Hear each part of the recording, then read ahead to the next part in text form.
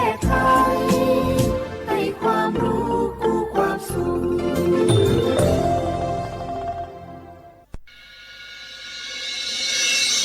สถานีวิทยุกระจายเสียงแห่งประเทศไทยจังหวัดเชียงใหม่ AM 1476 กิโลเฮิรตซ์สถานีวิทยุภาคภาษาชาติพันธุ์แห่งเดียวในประเทศไทยที่มีความทันสมัยเชื่อถือได้สร้างอัตลักษณ์กลุ่มชาติพันธุ์สู่สากลโอโบดะจ้าโอเบชเปอร์เหมอสุงคาปอกว่าย้อซงอุดูธรรมาสถานีวิทยุภาษาชาติพันธุ์แห่งเดียวในประเทศไทยทันสมัยเชื่อถือได้แล้วพบกันที่สวทเชียงใหม่ AM 1476 กิโลเฮิรตซ์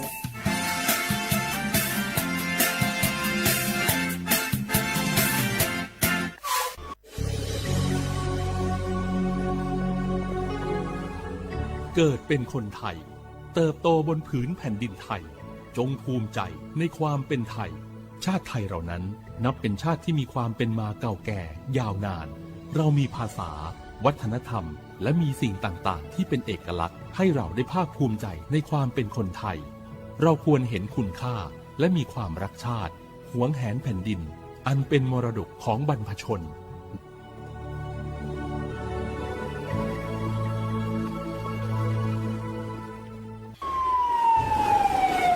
อามิตุเวเจโลกอดะเกดาวิมุฮอซาเตผาออยาอดูทะขอปิยาเว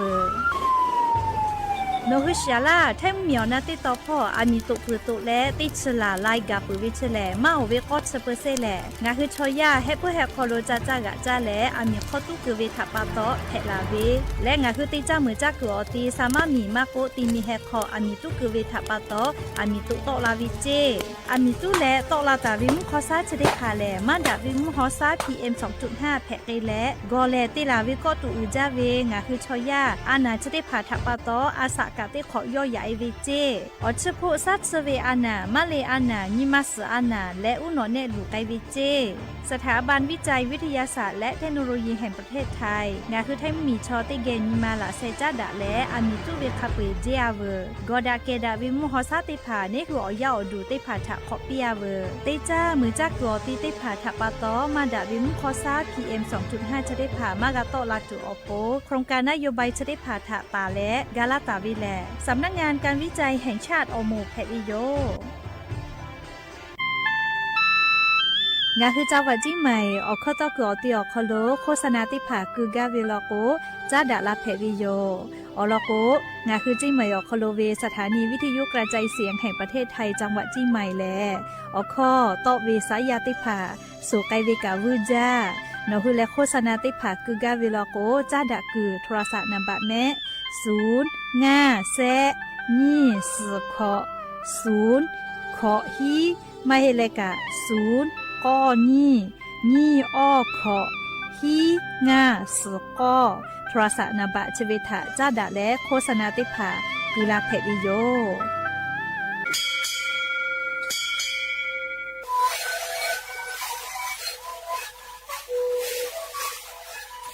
นี่คือหนูคือยาแก้เชื้อดีออกข้าวชิลล์และหุ่นข้าวตะกั่วออกทีจังหวัดที่ไหนAM มาบ่าได้ที่โอหาสุดที่กระเฮือได้มีเลี้ยงหลอกเอาพ่อเอายาแก้เชื้อได้หน่อยคือและได้ชิ้นใหญ่เล่นถือไปเอายาที่ไหนใช้แต่แล้วก็ไหนก็พอใจได้มีเลี้ยงและหุ่นข้าวก็เชื้อดี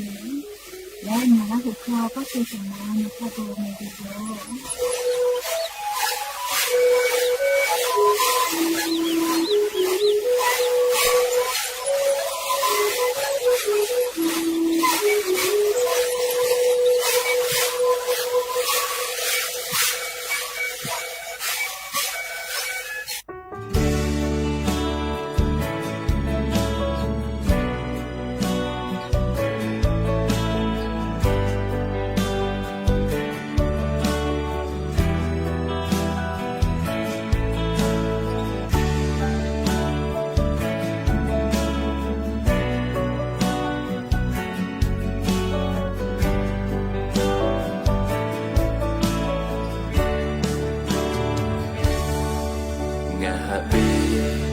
no ta te nga bi เบ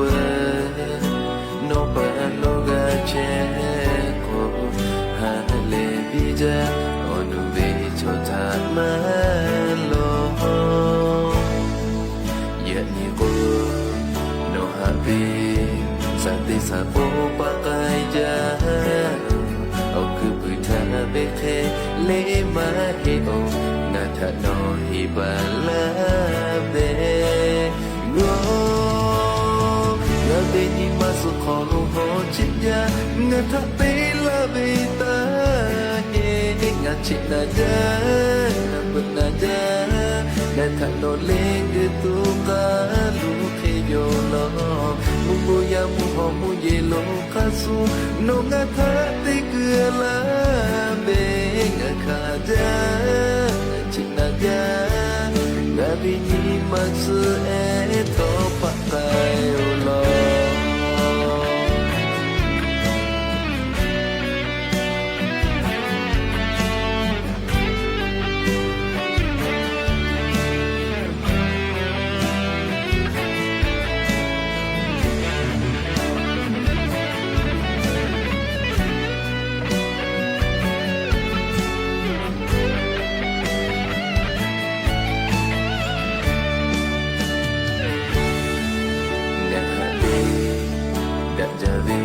ลาเบเตเบคาสุยูโลอาซูโมโทออโตมาติจือมาโจยะนิโกโนลาเลนัมนาตอยติบาลาเบเอาคือปุถาเบเคเลมาเฮโอโนไกสุไกโกไกโกจิตยางาทะเปลาเบตาเฮงาจินาจานาบุนาจางาทะโนเลงกตุกาลุเคโยโล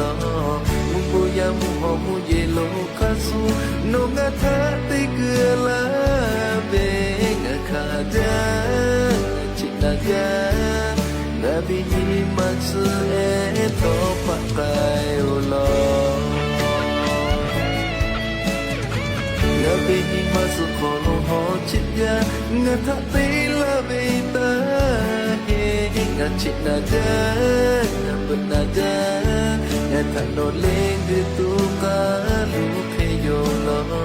มุบุยามุหอมุเยโลคาสุโนงาทะเตเกือลาเบงาคาจางาจินาจางาบินิมัตสึเอโตปะกายโลงาบินิมัตสึเอโตปะกายโลอบูดาจาวิโยอย่าเพิ่งหาติปอทอกาดาจาวิโอยาชะติยาอคโลลิงาคือรายกาอบูดาจาก็วิโอคโลติปอกกามีลาแล้วโชป้าอุปาโลเชตาวิโอวิโอเนียราหุยาติพัทธติแกอคอกะกอกะดะเกเชวิทัปปะตออรอปืติกาลิลิทาตาอุยอยาวิโอคโลละเซจาและรายกาอบูดาจาอคโลหะอยู่ลาวิโยแม่เอก็ยันยิวิโอยากะชะติซอคโลแลซะเปเซนี้ก็เกาแม่นาลีเอาเย่าเหนียวฮัตติผาโปไกเวไว้จากก็มาเวียเนี่ยละหุยาติผาเตคือตีดอกกะเลียยันยิเวียเย่าคโลแลชะเดสอคโลสเปเซนีออฮาปาอีพรีฮาปาออคโลยันยอนี่ชนีนีลันแพวิโยและจะขอทอกานี่ฮีนี่ชขอขอเพวิโยหาวิโอวิโอเนี่ยระหุยาข้าพ่อชื่อพ่อโลเชตาเวข้าคิเพเชเลเตียลิลิกาจ้าเมดอแม่จุเมกาเมเลอฮาเลดอซาเชอลีนาหาวิโอวิโอเนี่ยระหุยาติพาโอเตฮาเลเลวิโอยาฮินาริควตาและกอนาริทักกายเตฮาเลเลงาคือระหุคอรายกาอบูดาจา AM ติฮิโอฮาสจิคกิโลเฮิรตซ์วิทยุเรดิโอพอละหุคอตอไกเชวิโยเปิดตาเลนิพอติพอ Facebook Fanpage สวทเชียงใหม่ AM 1476พอกะไลฟ์ สุติตอกไอเทวิโยข้าพอซาพอจโกอุพอพอนาและเนหือราหุชอเจตาติแกโอกาปิดะไอเพวิโยแม่และอย่าปึฮาวิโอยาคโรทอกะยูเวลาตาเว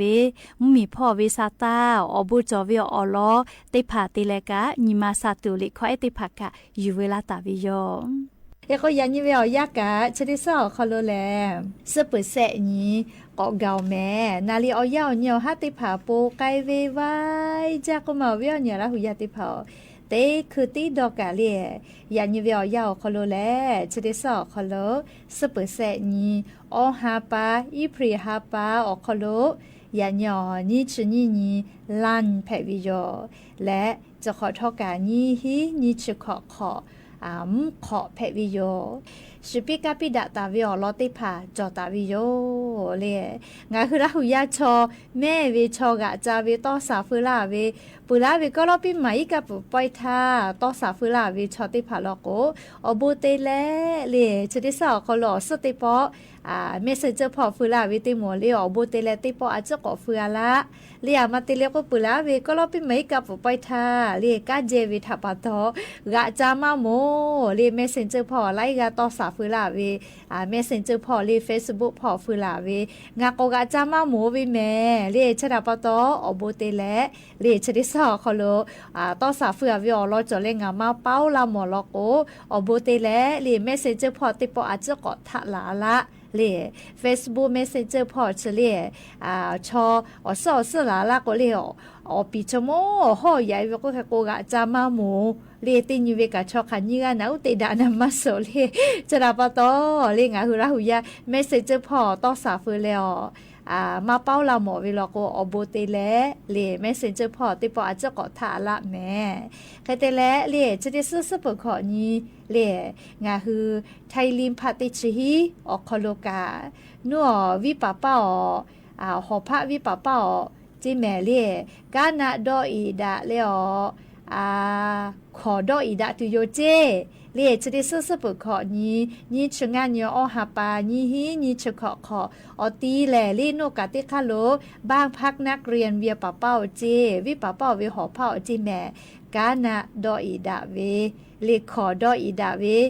ยามีมาต้องขอมาดออีดาตาเลียเขาขับไปไม่หรอกเลยแค่ขอดออีดาวิจอวิเจอาชิโยวิขออยู่ละแหละจะดออีดาละเพวิจิแม่เลยเปื้อแล้ว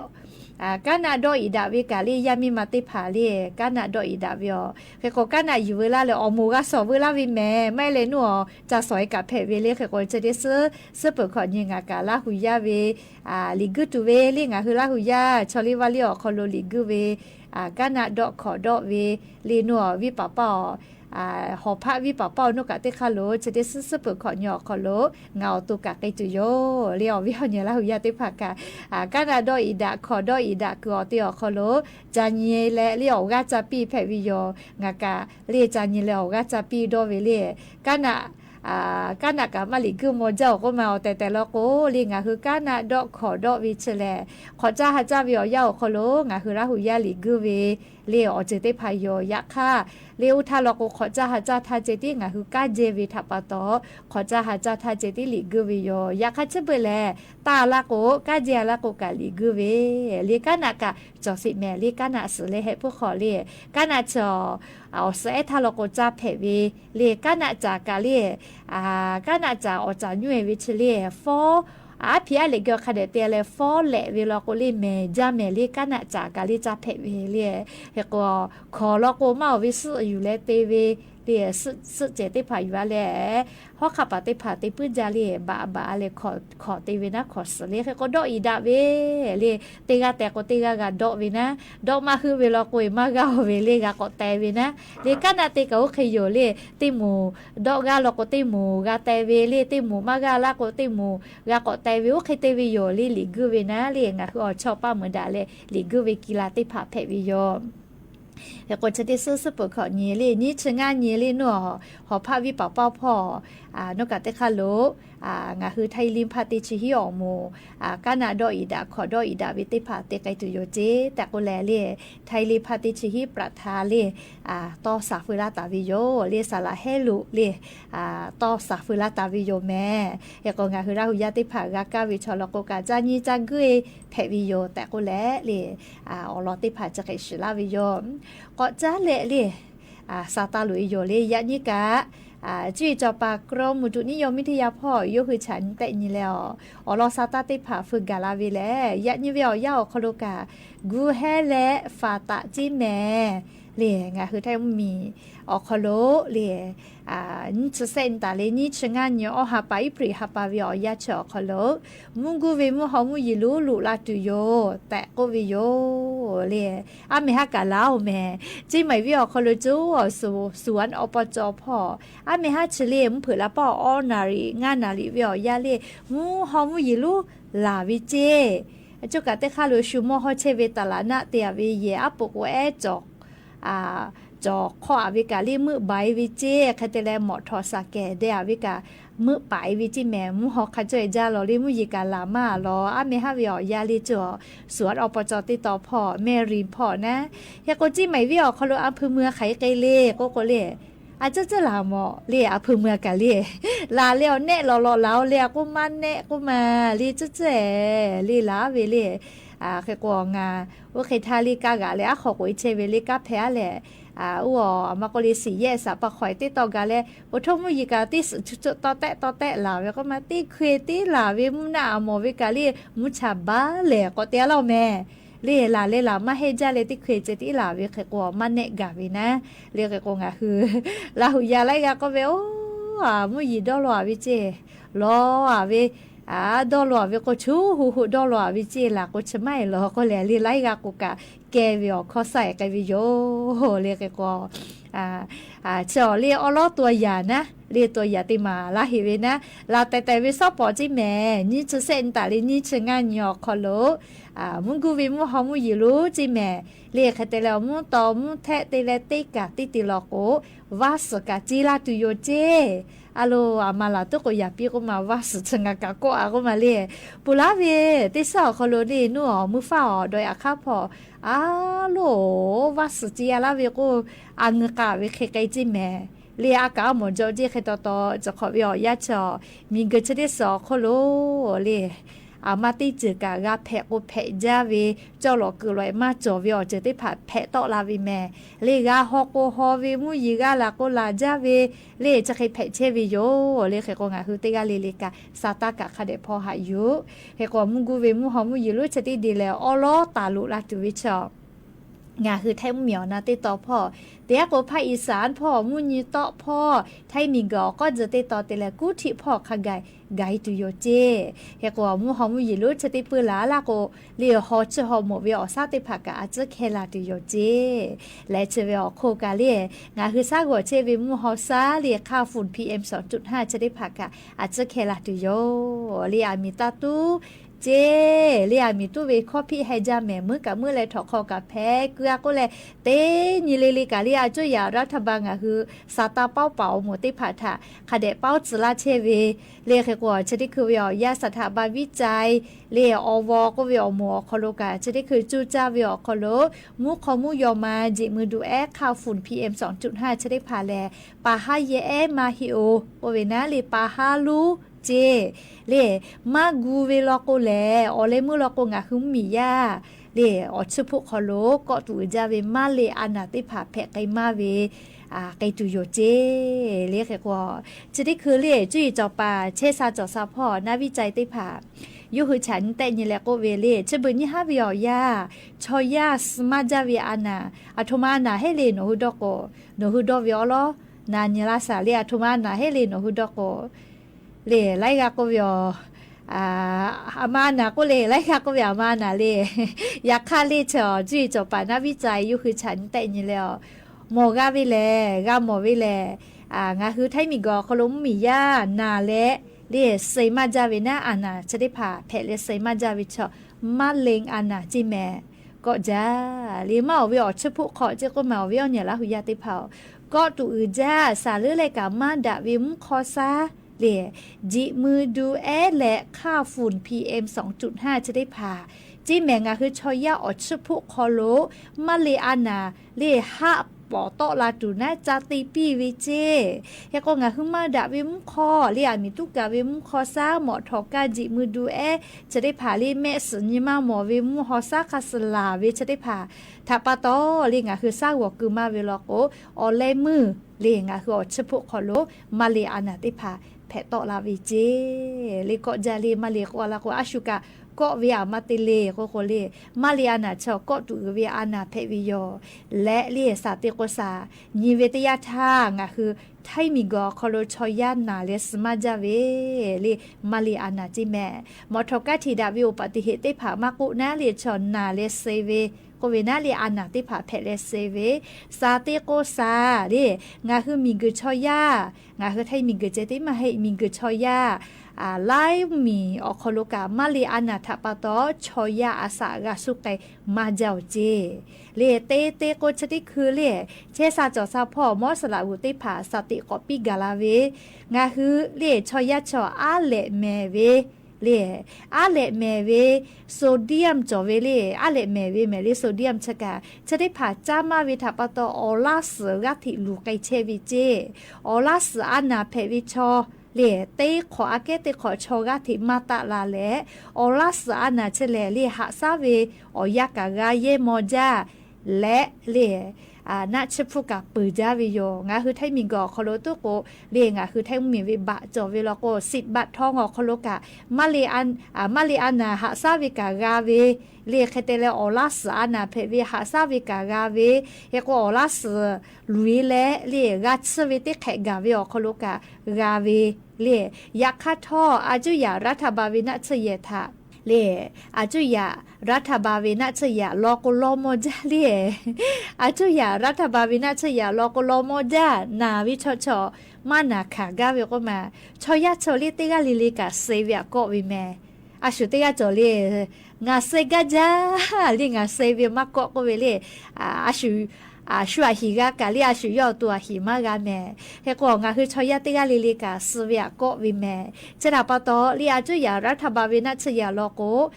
เซลาวิคีเวเขกอีกาชวินะเชยฟูปกืออติอคโลหาซาวินะเลชยัชนาลาโกเลสเวียกวิทัปตอพุชจววิกา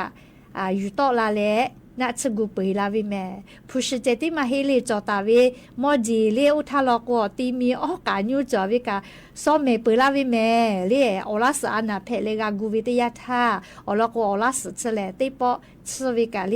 ฟูปมาเวคเตเลอยากากาเยมอจาเลเฮกอลาสชอยูปาตุจอกุกาเลอปีเนคือจอวิเคเลเลมักคือนะเลสาลือเลกาเลต่อปาเตเลอลาสลุยเลมาเพวก็น่ากาปาวิลกุกาชูเวติกาลิลิวิมอยู่เลปากกาวิไม่แม่เลอลาสชกาเลฮอดาวิเนคือตัวฮอดาเวอวิอนี้เลอจะสจะพอจ้าเวเลจะเคเวติผาเวติป้าอยู่เลกือลาเวจะเคเตวิไม่ลกุกาอเกาญูเวอลาสติผาชกาไงอยู่คือปากาวิไม่แม่สาลือเลกาเลงาเลฟูลูจาเลอลาสติป้าอยู่เลหนอฮอลาก็เลยจะเคเตวิมีเวอเลียวค่าข้อพิถายาวิแม่เลเฉลชอฮอจาเวติแขอคอโลกอโลเอวิแม่เฮโกเลติจือเลกันยูเวติยาทาเลก็ตูจอวิลอแม่เลียงคือจาวิดอวิสติตาแม่อาเลแม่เวอาเลก็วิชอเลอาเลแม่วิโซเดียมก็วิชออาเลคอเกลเจติจอวิมาเฮเลอามาข้อจอวิเลก็เลซีเอียวเลน้ำปลาเลซีเอียวน้ำปลาอาเลเมกือเลเฮก็นาปอพอยรสดีเลจะได้เผาโคโลกาโซเดียมจอวิแม่สาลือเลกาเลขอนุโกแกะวินะขอนุจะได้ผ่าเลี่ยไล่เจอขอนุจะได้ผ่าเลี่ยโซเดียมจงมาวิเจเคเตเลไส้กรอกเลี่ยวาซาอยู่แล้วลูกชี้เตียเวลาอย่าเตียวิชได้ผ่ากับโซเดียมจงมาวิเจชดาปะตอเลี่ยงคือจาวิดอวิพอชอบคอนอยากเกาลอแม่เลี่ยชอบคอมานอเชวิชได้ผ่าเลี่ยชอบคอนอยากเกาลอแม่อลโกอลาสมา ป่ายหิท่าลิงอ่ะคือจ้าวิดอวิออคอโลสติมาเตแลหมอก็เมวิคัสกะอยู่กะจ้าวิลอก็อเลมืออลาสานาเพอลาวิทยาทาลีงะคือตุคาจาแม่ลีชะดาปะตองะคืออะเลเมวิติภาจายอเกเจลีออลาสอานาเพวิชอติญาเกติญิกาเทมาตะลาเชโอโลเจแต่ก็แลลิงอ่ะคือราหุยาติภาทาเจซาจอซาพอมอสละกูซาตาปิกาลาตาเวอยู่เวลาเลโทมาลาวิโยแม่และอย่าปึฮาติปอทอกาชิลากาลาตุเวอลอซาตาติภาจะไคไมจะดิโยแม่ลุลาเลกากาพอนาเลออกาปิลาเชเวติกาเลเลกาอบูจาแม่ติกาเลเลซเมกาแม่เชซาจอซาฮาเลดอซาปีอบูจา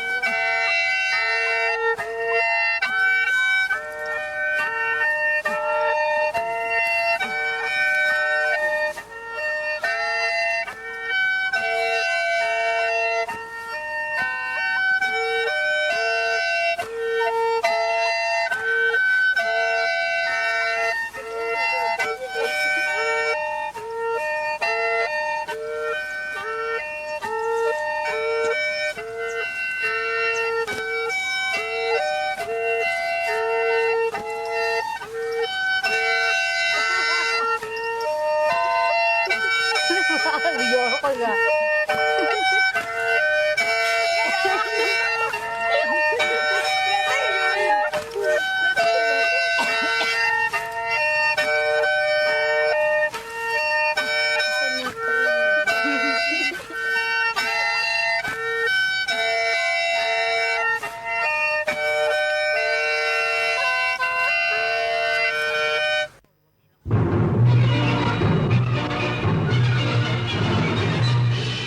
ถานีวิทยุกระจายเสียงแห่งประเทศไทยและเครือข่ายทั่วประเทศเสนอข่าวต้นชั่วโมง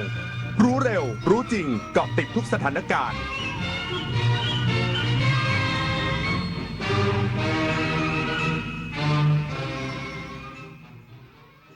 รับฟังข่าวต้นชั่วโมง 21 นาฬิกากับธราวุฒิวิชัยดิษฐ์ครับ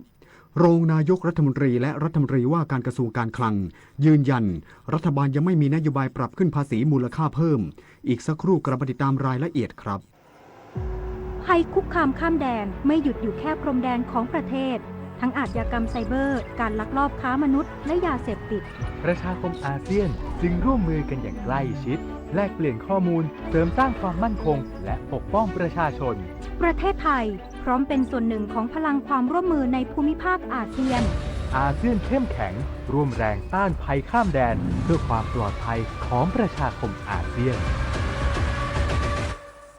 ยุคนี้ไม่ใช่แค่กลัวข่าวปลอมแต่ต้องกลัวข่าวที่ปลอมได้เหมือนจริงเกินไปวันนี้ AI สามารถสร้างภาพที่ไม่เคยมีสร้างวิดีโอที่สมจริงสมจังแม้กระทั่งเลียนแบบเสียงของใครบางคนแล้วคุณล่ะจะแยกออกไหมว่าสิ่งที่ได้ยินคือเรื่องจริงหรือเรื่องที่ถูกสร้างขึ้นลองหยุดคิดอีกครั้งนี่คือข้อเท็จจริงหรือแค่สิ่งที่ดูเหมือนจริงในวันที่ AI สร้างได้ทุกอย่างสิ่งที่สำคัญที่สุดคือการที่เรายังคิดเป็นเมื่ออายุมากขึ้นร่างกายก็เริ่มเปลี่ยนแปลงบ้านที่เคยอยู่มานานอาจกลายเป็นจุดอันตรายโดยไม่รู้ตัวมาปรับบ้านให้ปลอดภัยสำหรับผู้สูงวัยกันเถอะค่ะพื้นต้องเป๊ะในบ้านห้ามลื่นห้องน้ำต้องมีราวจับแสงต้องสว่างทางเดินบันไดต้องมองเห็นชัดเจนจัดของให้เป็นระเบียบเคลียร์สิ่งกีดขวางบนพื้นปรับเพียงนิดเพื่อชีวิตสูงวัยที่ปลอดภัยในบ้านของคุณเธอวันหนึ่งเกษียณไปคิดบ้างไหมจะใช้ชีวิตยังไง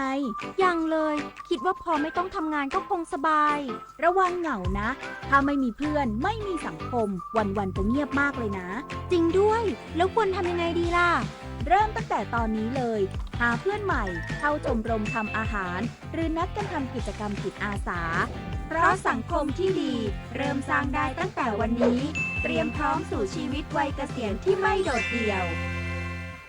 รองนายกรัฐมนตรีและรัฐมนตรีว่าการกระทรวงการคลังยืนยันยังไม่มีนโยบายปรับขึ้นภาษีมูลค่าเพิ่มพร้อมเดินหน้าใช้เทคโนโลยีดิจิทัลปฏิรูปโครงสร้างภาษีทั้งระบบ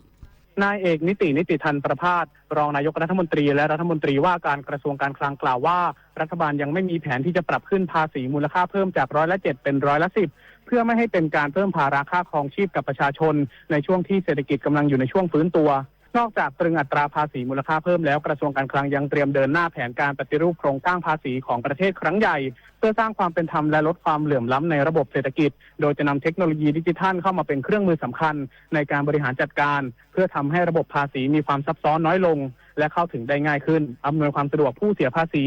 ขณะเดียวกันยังช่วยเพิ่มประสิทธิภาพในการติดตามและดึงกลุ่มผู้ประกอบการรวมถึงบุคคลที่ยังอยู่นอกระบบให้เข้ามาอยู่ในระบบภาษีอย่างถูกต้องซึ่งเป็นหนึ่งในแนวทางสำคัญที่จะช่วยขยายฐานรายได้ของรัฐโดยไม่ต้องพึ่งพาการปรับเพิ่มอัตราภาษีเพียงอย่างเดียวพร้อมเป็นการจัดระเบียบให้ผู้ที่หลบเลี่ยงภาษีต้องเข้ามามีส่วนร่วมในการรับผิดชอบต่อสังคมอย่างเท่าเทียมอันจะนำไปสู่โครงสร้างเศรษฐกิจที่มีเสถียรภาพมากยิ่งขึ้นในอนาคต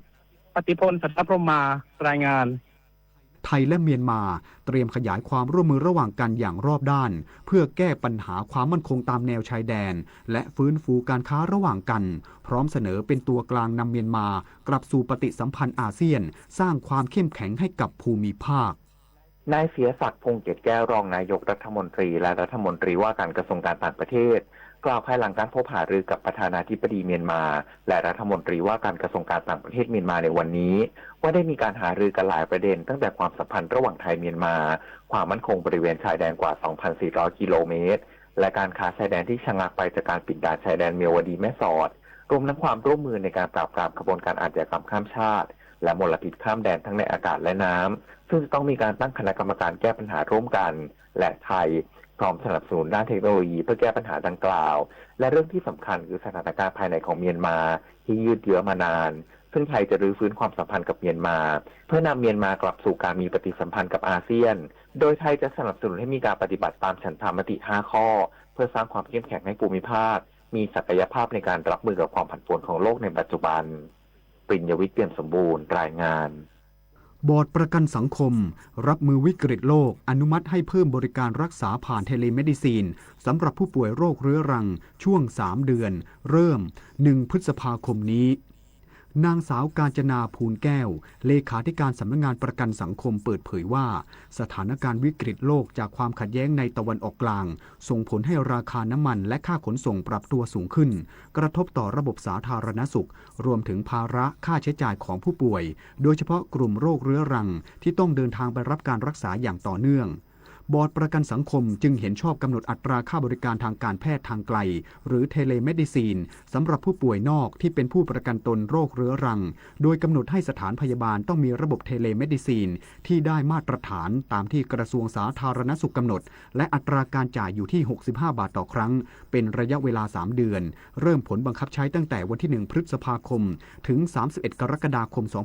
2569เพื่อช่วยผู้ประกันตนที่ป่วยด้วยโรคเรื้อรังให้เข้าถึงบริการรักษาพยาบาลได้สะดวกโดยไม่ต้องเดินทางไปพบแพทย์ในช่วงสถานการณ์วิกฤตโลกโดยสถานพยาบาลจะเรียกเก็บค่าบริการดังกล่าวมายังสำนักงานประกันสังคมซึ่งผู้ประกันตนไม่ต้องสำรองจ่ายทั้งนี้บริการทางการแพทย์ทางไกลเทเลเมดิซีนจะครอบคลุมการให้คำปรึกษาวินิจฉัยและติดตามอาการผ่านระบบดิจิทัลโดยบุคลากรทางการแพทย์ที่เกี่ยวข้องและครอบคลุมค่าบริการจัดส่งยาแบบภายในวันเดียวในระยะทางไม่เกิน15 กิโลเมตร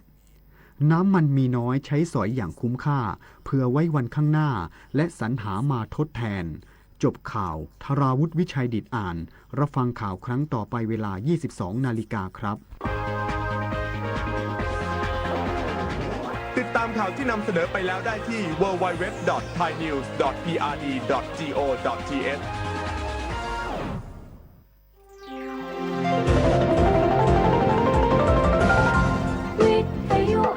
ประเทศไทยให้ความรู้คู่ความสุข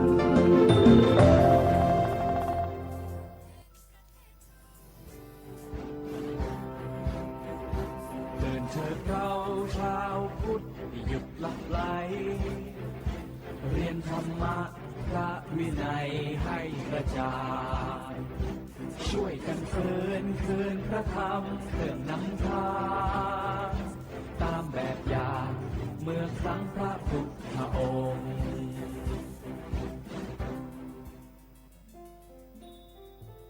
สถานีวิทยุกระจายเสียงแห่งประเทศไทยร่วมกับมูลนิธิศึกษาและเผยแพร่พระพุทธศาสนาขอเชิญฟังรายการสนทนาธรรมกับอาจารย์สุจินต์บริหารวนเขต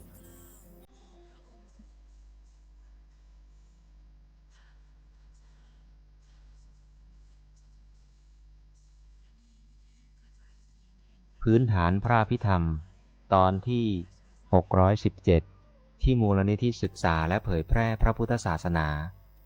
วันอาทิตย์ที่10 มกราคม พุทธศักราช 2553และพอปฏิสนธิจิตดับแล้วนี่ค่ะเป็นปัจจัยให้จิตขณะต่อไปเกิดแต่ก่อนจะดับเพียงปฏิสนธิจิตขณะแรกเกิดก็มีนามธรรมเกิดพร้อมกันเกิดร่วมกันพร้อมกับรูปแล้วได้ยินเมื่อกี้นี้ดับหรือยังคะอยู่ไหนเป็นใครเป็นของใครก็เป็นธรรมะ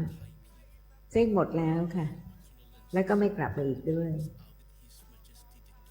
ท่านอาจารย์ช่วยแสดงธรรมะโดยละเอียดคือคำถามของหนูเกี่ยวกับเรื่องของ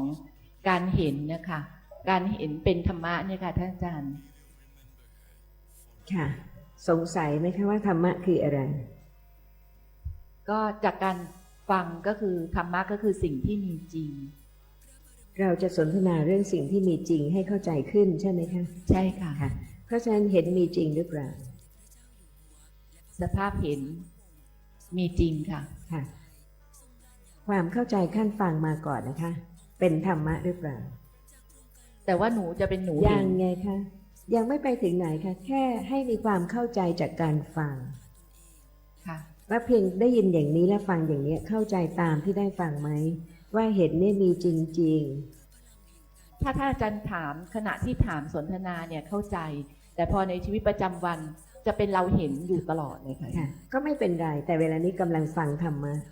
ไม่ใช่ต่อไปข้างหน้าไม่มีคุณกนกวรรณเห็น มีแต่ธรรมะที่เห็นไม่ใช่อย่างนั้นค่ะ ค่ะ เพียงแต่ในขณะนี้กำลังฟังให้เข้าใจความจริง ค่ะ ความจริงเป็นอย่างนี้ค่ะ แต่ยังไม่สามารถที่จะรู้จริง ๆ อย่างนี้ แต่เริ่มรู้ว่าเมื่อความจริงเป็นอย่างนี้ย่อมสามารถรู้ได้ แต่ไม่ใช่เรารู้นะคะ ต้องเป็นปัญญาที่อบรมแล้วเข้าใจยิ่งขึ้น จึงค่อยๆถอนค่อยๆ คลายการที่ติดข้อง ยึดถือว่าเห็นเป็นเรา เพราะฉะนั้นเราจะพูดถึงสิ่งซึ่งมีจริง ๆ เดี๋ยวนี้นะคะกำลังเห็นมีใครทำให้เห็นเกิดขึ้น ไม่มี ค่ะแล้วก็เห็นเป็นได้ยินหรือเปล่าคะ ไม่ใช่ ค่ะเพราะฉะนั้นเห็นขณะนี้เป็นธรรมะอย่างหนึ่ง คือสิ่งที่มีจริงอย่างหนึ่ง ถ้าไม่มีปฏิสนธิจิต ไม่มีการเกิดจะมีเห็นไหมคะ ไม่มี ค่ะเพราะฉะนั้นวิญญาณเป็นปัจจัยให้เกิดนามรูปใช่ไหมคะ ใช่ค่ะ ค่ะถ้าไม่มีวิญญาณปฏิสนธินามธรรมคือเจตสิกและรูปก็ไม่สามารถที่จะเกิดได้ แม้ว่ามีกรรมเป็นปัจจัยทำให้ทั้งจิตและเจตสิกและรูปเกิด แต่เจตสิกก็ต้องอาศัยจิต เมื่อสิ่งนี้มีสิ่งนั้นจึงมี เพราะฉะนั้นปฏิสนธิจิตเนี่ยค่ะขณะนั้นก็เป็นที่อาศัยของเจตสิกคือ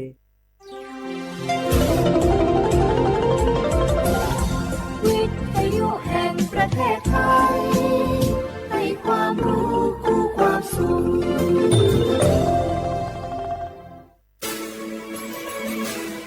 สถานีวิทยุกระจายเสียงแห่งประเทศไทยจังหวัดเชียงใหม่ AM 1476 กิโลเฮิรตซ์สถานีวิทยุภาคภาษาชาติพันธุ์แห่งเดียวในประเทศไทยที่มีความทันสมัยเชื่อถือได้สร้างอัตลักษณ์กลุ่มชาติพันธุ์สู่สากล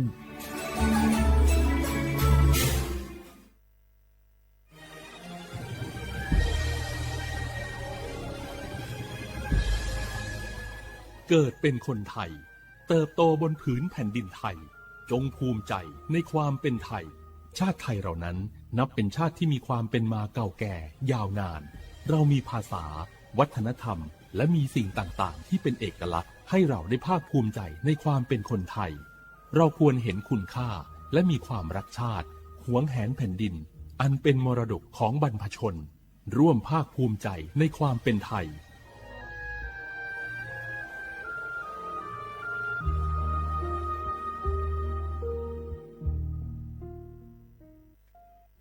นาโกลาซากาเลลังเอเจฮูชอบาพิวชาบาวอคอย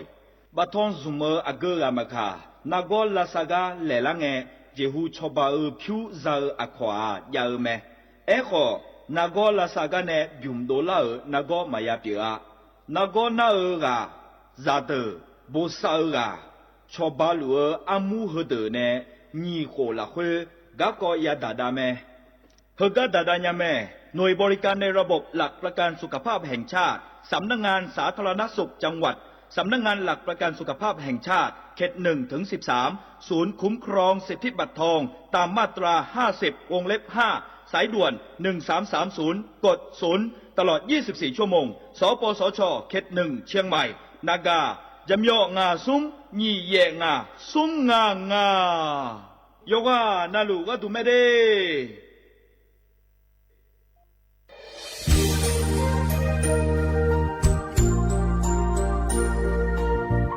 ไอเย่เนียวที่ขอหลวงวันในทีมเชียงใหม่และขั้วเธออุยฮาเลกะกอวัชมีจากะกอ PM 2.5 กะกอฮอลดามาเดไอเย่นี้มีจาโดโมนะทกศูนย์อำนวยการและแก้ไขปัญหาไฟป่าหมอกควันและฝุ่นละอองจังหวัดเชียงใหม่ละคือนกาสโบจำยองาซุ้ม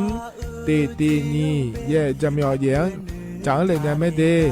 เจ้ามาเมื่อฮอปาย้อนยุ่มได้จางอาเดเย่เนียวทกปชมีจาอุยฮาเลฮอเนพีเอ็น2.5กะกอฮอลูดา อากกามาคาเธอก็แอปพลิเคชันไฟดีและคู่ปาเนออนุมายานะมีจามาบีเคเจเดอันอายามก็ดูนะขอนี้อันตีบาลาติเสียในอันสุมเชติบาลางาซีอะคนนี้พังหายาโกช่วยกันนี้อาส่วนมาคาจะบ่อนายย่อไปยุบ่อยเจเดเนื้อเหมือในสำนักงานประชาสัมพันธ์จังหวัดเชียงใหม่และที่ฟอลโล่กุมะมือดาราญานีทีมเชียงใหม่และขั้วเธอที่ฟอลโล่เกิดดามาเดเธอมีเนทียิที่โปกาเนื้อกามาพาย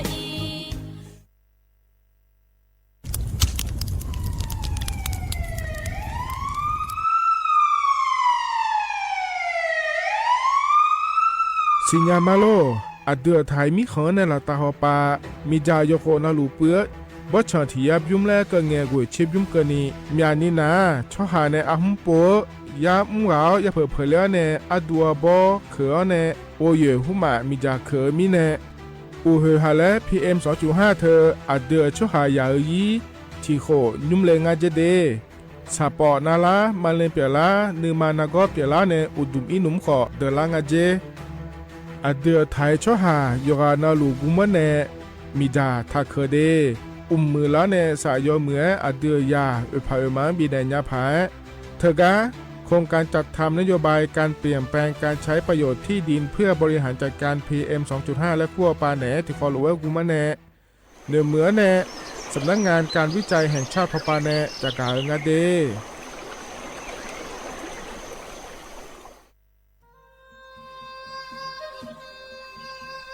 ยอโปนาลูเฮตาฮอดาเงอูเฮฮาเล PM 2.5 เฮมีดาลางาเลสีลางา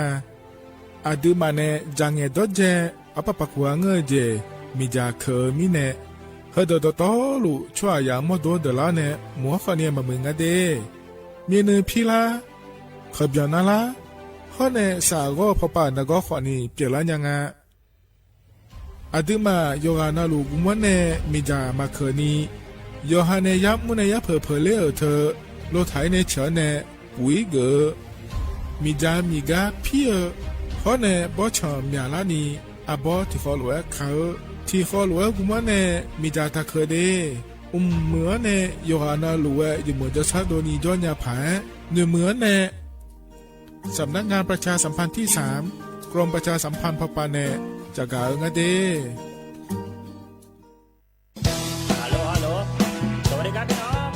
อายุนี้เดือขยาวโฆษณาไกกะกอสถานีวิทยุกระจายเสียงแห่งประเทศไทยจังหวัดเชียงใหม่พปานเนบีเคฮอมอนาแอออนหลีญาเมเจสถานีวิทยุกระจายเสียงแห่งประเทศไทยเฮนาอย่าซื้อก้อนบีเอดูอย่าล่อนแต่ช่องหางละหาเชลกับปจักกันเนอดูพ่ออีสอนอีกามาเล่าเนกามองขากากาอีกุญญาอายุเนียวโฆษณาบีเกหมอญาแลนึมาอ้อนานากาไงเหลียวเนไงชนยังอายีเนียวนากาสมบูรณ์นาคนนี้จำยองาซุงมีสีโกจำยอโกเย่และงาเดใจที่โบนาคนนี้จำยอเวนี่มีโกเย่งาสีเวและงายีเนียวมาเจอเกญา我是ชายโอโบดาจ้าโอมิชเปอร์เหมือซุงคาบอกว่าย้อซงตัวดูธรรมาสถานีวิทยุภาษาชาติพันธุ์แห่งเดียวในประเทศไทยทันสมัยเชื่อถือได้แล้วพบกันที่สวทเชียงใหม่ AM 1476 กิโลเฮิรตซ์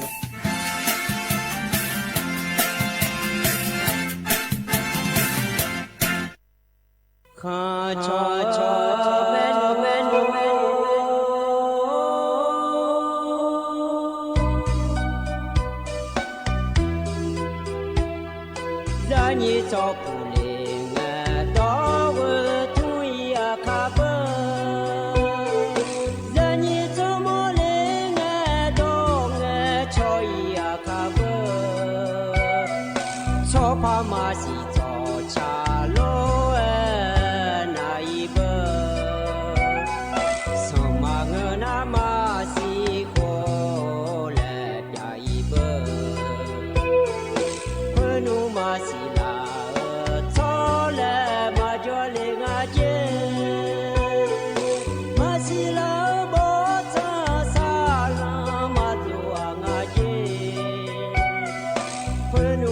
စီနီဆိုသောဇာငါရဲ့မစီလာနာကနီအားချောဇာငါရဲ့ เ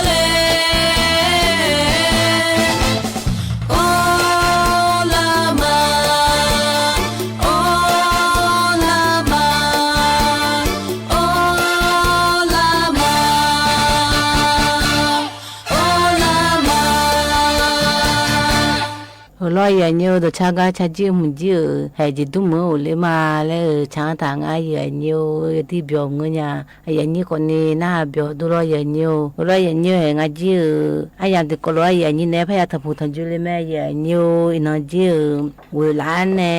chế là cái này lo ya nhiều mà chỉ ya nhiều le mà yêu cả từ này cho ngay ya nhiều cái này ta na mà nem yong đủ le ở đây này mà ya nhiều mà nem yong đủ na lo ya nhiềuสถานีวิทยุกระจายเสียงแห่งประเทศไทยจังหวัดเชียงใหม่สำนักงานประชาสัมพันธ์ที่3กรมประชาสัมพันธ์เดี๋ยวยุ่งๆและนักกว่านี้สวทเชียงใหม่และงานya nhiềuนายya nhiềuและนาหัญญาพนักกว่านี้มันคือพอของเงือที่จะนำมาข้อและก่อเมื่อnhiềuให้พนักกว่านี้AM ที่ภาคอุยาสิชิโกกิโลเฮิรและไงya nhiềuหน้าเฟซบุ๊กพนักกว่านี้สวทเชียงใหม่ที่ภาคอุยาสิชิโกกิโลเฮิรและไงya nhiềuแต่คือคนนี้มันเนี่ยมีมุมดูแล้วจากการเนี่ยมาya nhiềuกันในตนาขาเนาะแล้วพระจ่าดันเนี่ยมาya nhiềuมินเอาสพก่อนเนี่ยขาเนาะนะไอ้แหล่เมียตัวก่อนเนาะในมือพันอยู่ฐานในบุฐานเนี่ยไอ้เนี่ยมาya nhiềuอินเนาะน่าร้อยnhiềuฮลากละไงya nhiềuสีบาลาลมมอนติโคหน้าไทยพนักกว่านี้วันพุธอันนั้นก่อนนี้นี่ชินีเมษายนนี่พางายากูชื่อร้อยya nhiềuให้เนาะนักกว่านี้บุดูกันเนี่ยทุกคนนั่งที่บุดูกันเนี่ยเงยเลยเนี่ยyaมินเอามินเอาสพให้กูตัวก่อนนี้อินเนาะนะมาพาเงยเลยมาแล้วบุดูฐานเนี่ยไทยพอกบุอาคาพอก่อนนี้แล้วก็รู้ตัวเนี่ยอาคาพอยุกงาแล้วก็รู้กูดูละมาya nhiềuให้ก็ยุ่งจีเองเนี่ยแล้วนะก็มาเกลือมินอะไรตัวชาติบิวเลยบินามาya nhiều nó chào biếm chữ ý đi rồi bộ thằng ai vậy nha hè rồi cha nhà lại thì corona đã mai vậy nhiều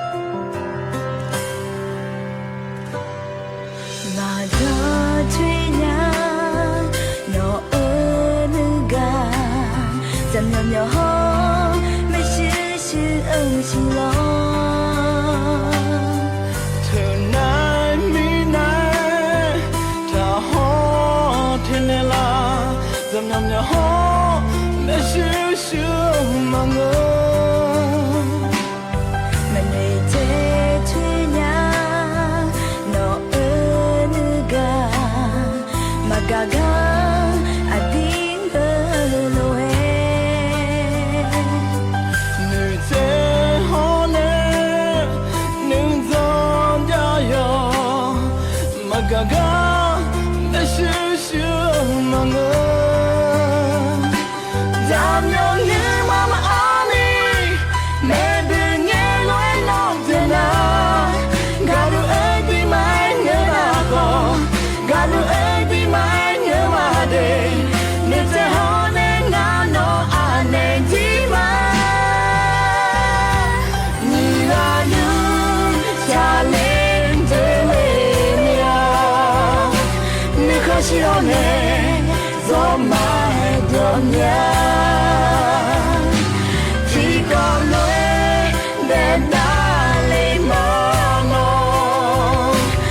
就是你妈，怕我一妈。你那路差来的美妙，你可是我呢，做买的娘。提高来的那里妈妈，提就是你妈，怕我一妈。Mama darling I did to be here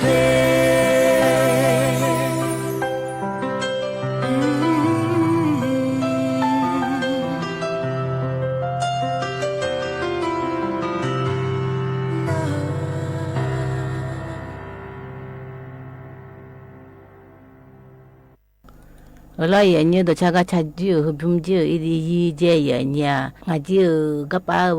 ชนเนดอนทากาอากึมมอลังาเลยน่าอย่างนี้เลยโคน่าดาชมาอย่างเนี้ยงาจืดหูบันเนอโคลูกเดชาคนนี้ตัวน้ำมันน่าหามีเราอย่างนี้ไอ้อย่างนี้คนนี้น่าเบียดด้วยอย่างนี้ก็เนี่ยแต่นั่งกันเนี่ยเลมทากาเลยไพ่ได้น้ำมันอย่างนี้ก็ป้ากันเนี่ยเลมทามน่าเราอย่างนี้อยู่จีมันน่าจังไงเราอย่างนี้โอ้จีอยู่หาอย่างนี้คนนี้เงือกอักเกอคนนี้อยู่หาสิญญาดูคนนี้เงือกเราอย่างนี้ขอไปอย่างนี้อยู่หาอยู่รู้เล่เยี่ยมเล่ไม่รู้อย่างนี้อยู่หาอีโมโมญาเล่ไม่รู้อย่างนี้อยู่รู้ยาจางเล่งอย่างนี้อักเกออย่างก็เอ็มมาเล่อยู่หามาสิญญาชั่วคนนี้มีอมนาบุเล่มือที่พวกจุนาบุเหือมาตาจุกาสุหันีเสเล่พวกตุลุเฮไม่รู้ติกานาบุตุลุเฮกานาอยู่หาติดจ่อมาอีหอมเย่อยู่รู้ยาอยู่อะไรมาเลยยาอีงายเนี่ยเลยยาเลยมือยาเลยงาลก็ติดจุมาอีหัวมันจะจีจังหือเลยมาสิญญาบุน่าก็ไปน่าลอยอย่างนี้ก็ไปขออีกน่าชิมเลยยาหัวใจอย่างนี้ชมมันชิมเลยเดมิอนทากาลอยอย่างนี้อายุมาจีเลยเดมิอนทำจีก็ไปเดมิอนทานเนี่ยน่าดิมาอีน่าก็ยาเนงายอย่างนี้เลยชิมก็จุกเลยloน่าดิมาจีเอกสารเธอเลยยาเลยมุทาจีมาโลน่าบัพพะชมน่ากุทุยก็ลงอย่างนี้ดิมาให้อีกันตุลุยาพิมพ์เราหัวโอ้จีเอกสารทอนเนี่ยยาอีงายอย่างนี้ก็โทษยามเสียอยู่มาน่าตัวจีมวยมาโลยมวยพี่เนี่ยอีงาลอยอย่างนี้มันเงินน่าให้มันเงินน่าคนนี้ราชการมึงดูน่าคนนี้บาราชการคนนี้แล้วบิมยาเมจีน่าก็ป้าเจ้าหน้าที่ก็ลูกก็ยาเอ็นไงอย่างเนี้ยก็ป้าน่าก็ป้าเจ้าหน้าที่ลูกน่าที่มายื่นขอเลยเอ็นไงอย่างเนี้ยยื่นขอเลยกับเยี่ยมเลยแล้วชิมยังบุญบัวลีน่าลีเลยชิมยังก็ป้าที่มาในห้องก็เอ็นเนี่ยเราอย่างนี้น่าอยู่มาในอายามเลยไอ้เธอน่าเราอย่างนี้เลยเย็นอาทิตย์เกินเนี่ยสมมุติคือนี่แต่ใจอย่างเงี้ยอยู่มาราชการอายามนะก็ป้าบุตรนะมีแต่งเราจริงขอแบบอยู่หาเกลือจุก็สิญญาช่วยเนี่ยฐานในโจในอีโมคนนี้แล้วไงอย่างเงี้ยอายามนะเยี่ยมมุติเกินเนี่ยสมมุติแต่งอย่างนี้ที่มีในหึงอายุมันเนี่ยอายามคือก็ไอ้เราไอ้เนี่ยเราคือมีอย่างอีแต่งเราน่าก็จงอาเมียจงอาเมียกันจงอาเลยนะก็น่ามาบุตรทางเนี่ยตัวก็อยู่หาจันทีว่าก็รู้กันไอ้เนี่ยว่าคนนี้แหละไอ้เนี่ยท่าพอลอยอย่างนี้ที่มีเนี่ยก็น่าแล้วมาบุตรทางน่าก็ในตาหน้าลอยอย่างนี้ก็ป้าบินเนี่ยมีสิเข้าเยี่ยมเลยหน้าคนนี้อายุมาหน้าคนนี้จันทีดูหน้าคนนี้อดีมาหมดดูคนนี้เลยกูเนี่ยไม่เจอย่างเงี้ยเลยหมดดูผู้หลานเลยเลยตัวเลยงาโล အကြီးကြီးဖူလာဖီလူငါလဲ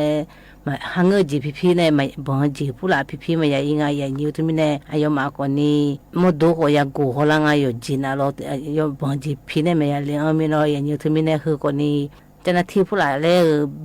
ဟောလာနာဂတိယဘီဟိုနေဂျင်ငါရညူသမီနဲ့ယောဘောဖူလာဖီဖီနဲ့မရလင်းငါ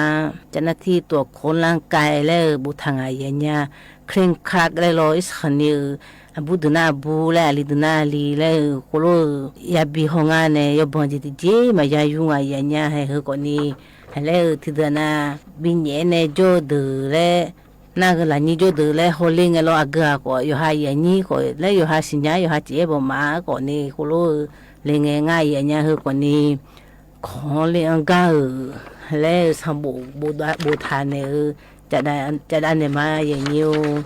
ใจนิ่มถิ่มน่าร้อยอย่างนี้อย่างนี้ให้กำจีจนนายแม่อย่างนี้แม่นี่มาเรียนร้อยอย่างนี้อายุรู้กันเนี่ยน่าที่มาเธอทีละแล้วเจนร้อยอย่างนี้มีจะมาคืนนี้กูรู้ชอบมาแล้วงานอย่างนี้อันที่มาคนนี้ผู้หลักกูรู้ข้าจะร้อยอย่างนี้อยู่หาคนนี้ข้าจะงานนี้แล้วน้าก็งานนี้แล้วคนนี้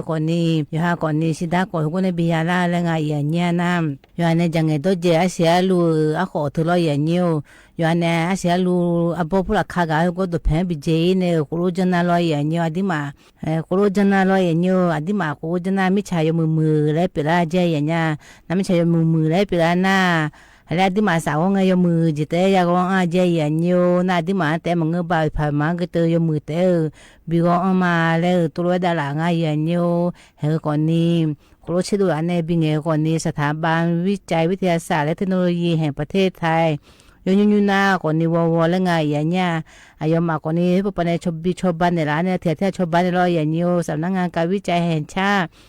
ยูนาก่อนนี้วอชอและง่ายอย่างนี้เหตุกโลเที่ยวชาวบ้านเนี่ยอายมาก่อนนี้วิจัยผู้อาจารย์แล้วไทยมือเฮร้อยอย่างนี้ฝุ่น PM 2.5เฮมาบิยานิวบิอีมาและง่ายอย่างนี้อยู่กันในรอไทยพอก็มาบามตั้งแต่พอก็มาสาวเฮมือพายบิวมาและง่ายอย่างนี้เฮก่อนนี้เอาจียมือผู้ละเชดูร้านเนี่ยอย่างนี้จากกันเนี่ยมาอย่างนี้กันเลยมา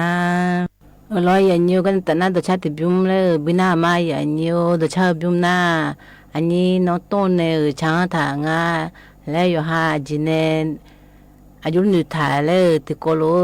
มือก็หนึ่งถ่ายกันเลยเกิดมาแล้วถ่ายพอหน้าสร้างฝันไปด้วยกันแล้วความหวานแล้วบุตรงาอย่างเนี้ยให้ติโกโลน่าดามาอย่างนี้อันนี้แล้วจะสนุกมั้ยล่ะแล้วอะไรมาล่ะมั้ยล่ะสนุกมั้ยอันนี้เทียนตัวเดียวนี้มั้ยล่ะเนี่ยบุลามา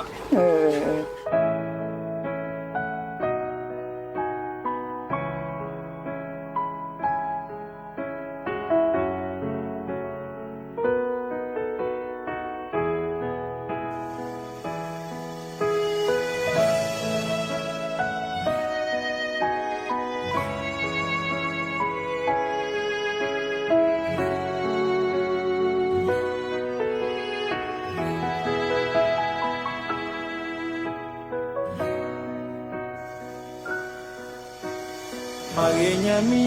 nyato Chijima yamine nyato Atama masa shemine Mo iji shome Sabada mine nyato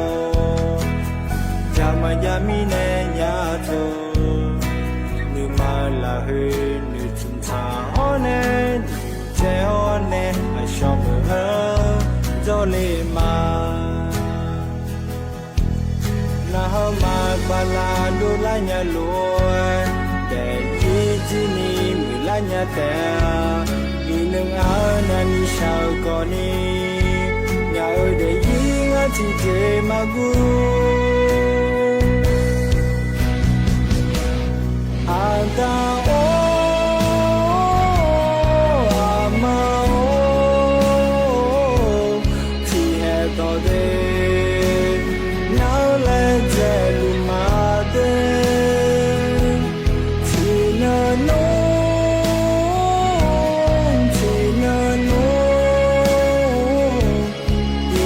Mima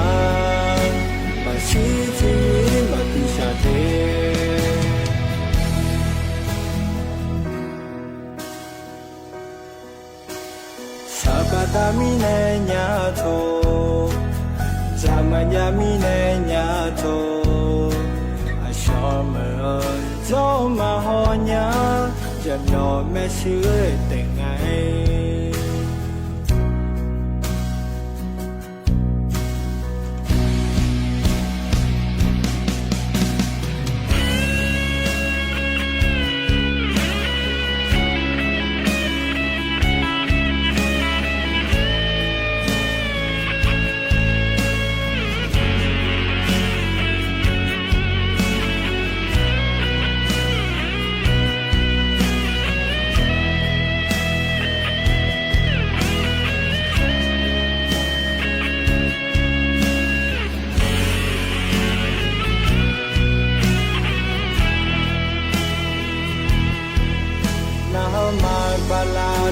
nya loi te ji ji ni mi la nya te ni nang a na ni shao ko ni nya de yi nga ji je ma gu a da o a ma o ti he do de now let the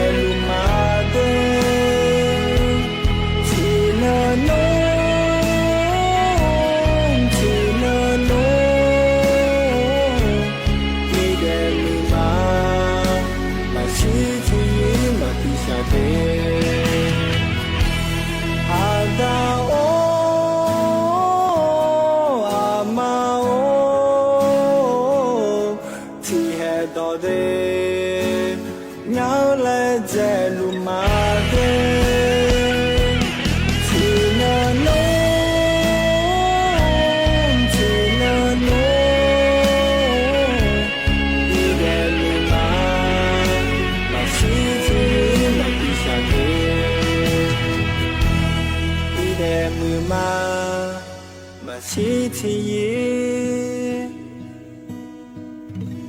ma pi sha de လောရညောကချဂျီဘုံဂျီရညေကိုနေနာပြောဒလောလဲညေနော်တိုနေချန်တာ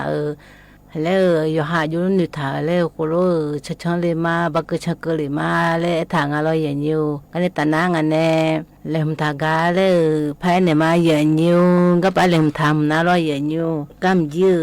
我是考虑家嘞，后来就怕读了没人家干嘛？提不那，哎呀多嘞，没咯，人家说哎呀多嘞呐，哎呀多呐，啊就证明呢哎呀多嘞，哎伢嘞，提不那，考呢呵啊，就嘞呢我嘞都没嘞嘞，可能说哎呀多嘞个呵啊，就证明呢哎呀多嘞，哎你妈人牛，我爸呢哎呀多嘞，哎那老人牛，还嘞要是你怕个嘛，我这人家。ตัวคนเนี่ยยมาญาตัวเล่เธอห้องบันเนคดีเก่าเฮ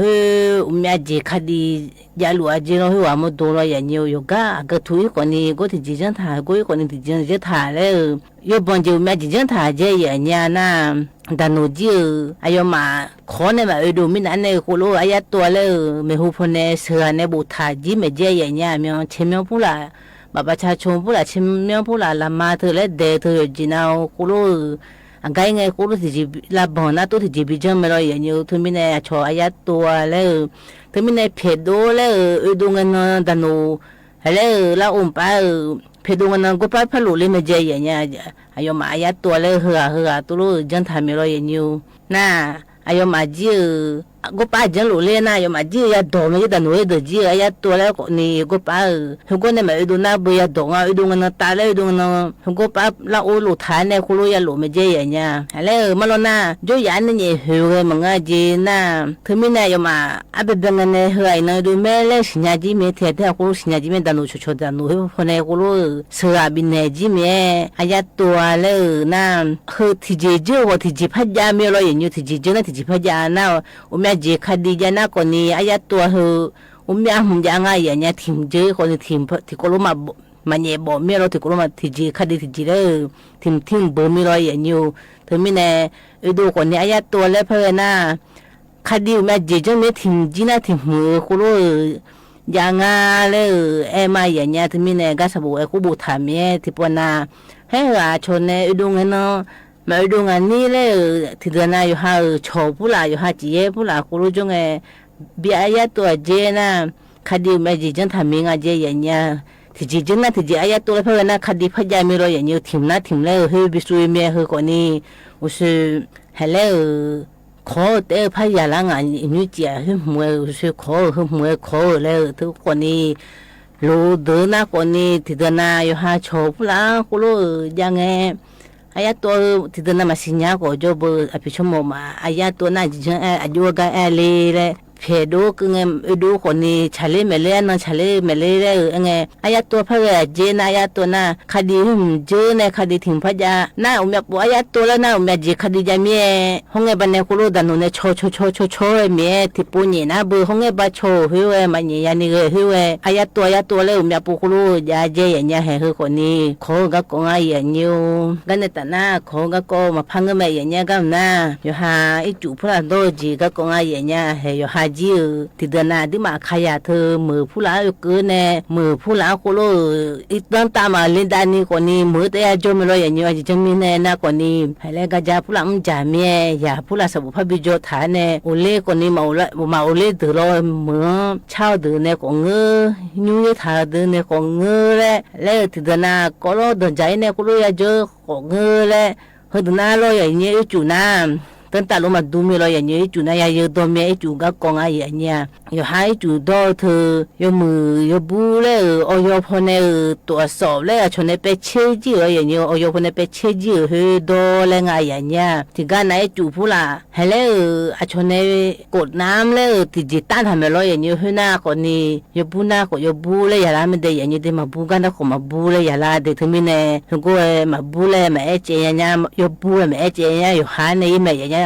la bu ne pido la aduna yo mu me ma la bu ne bi ja aduna ko ni a chone ho mi ne ko hu ne ko phula to lo khao do ge ma la bu me di jo nga le ge e jo me ya nya hu ji ge di ma thi ba ni ba le do ne le ko pa thu na ju yo do le me lo ya nya hu do ge yo ko kha ma bu ya nya na di ma thu mi ne a cho tha nam le me lo ya nyu na tha nam hu ge yo bu me je ya nya o yo ne ayo ma ji o yo ne ko lo jang e bi to so ji mi lo ya nya hu we yo bu me do nya me le nga ya nya go nam dung chen me me lo ya nya chen me hu phya le bu to lo sa pu la go pa me lo ko lo jang na cho ne le o yo pu la jang tha me ya nya chen me go pa pha li ge ne I chu hu nga na me na pha li le hu me na do nya le na I chu me ni le yo ji na go ji me ya nya na go to so nga ji I chu pu la ge hello ta ko yo le di ma le ho nge mi nu ne le ho nge yo ma yo phai le me lo ya nyu na I chu ko ni ho ko pa yo ma ne do tha ga I ja ma ja do le nga lo ya nyu hu ma ja do le na to di ne do ko ne di ma ji mi mi tha na lo ya nyu le na chai san ni thu the ga ta ba tha le nga ya nya le na sum ga yo hai khala hu ko lo na cha ma thu the ga ti da na la ni ko ko ba tha ne do nya bu I nam đường phu la ho ji I phu ya ko to lo ye me ti da na I phu ya ko ni to lo su la nya thu ko ni na cha le bi thu the le nga ya nya na su sum ga bi ja le na ga thim na ko ni sa sai mu na ko ni I chu che thu di ma thu ye thu lo ye nyu he yo la ya mi yo na I chu che thu ma ja na ma jo chu na cha mi lo I chu che na he do ko ni ma ga le ta jo ko mu jo ko ema na chu che the bu bu le ang ga to yo le nga ya nya thì ga na ko ni adi ma le be la hong e yo ha ne ti ji ma lo na I chu che na ti ji ma be la bu lo to ni yo ha le tha nam le a cho yo bu nga la le ti da na ko ni sa ji ko ni do nya adi ma mo le na lo ye nyu to mi ne sa ji pu do khe na ko ni phe ni na ma ya yo nga ne thì chỉ mà đâu khơi nhiều, anh đi máy na sa lên cho khổ mà sao cứ từ nay ông mẹ vậy nha tôi nè, bà phụ là chỉ phụ là đó na thôi na đi mà mười vậy nha, bà phụ là thôi mà là bún đi đó na còn nè, hay sáng khi mình phụ là cái anh này sáng khi mình hiểu cái chú trẻ này cô đào lên na còn nè, hay con này đào lên sáng khi mình phụ là lên mà là bún hiểu cái cô này hiểu năm khi hiểu rõ lên phát số nhà vậy nha thôi mình này, sao đào hôm ngày bún phai họ lên ngay vậy nha. น่า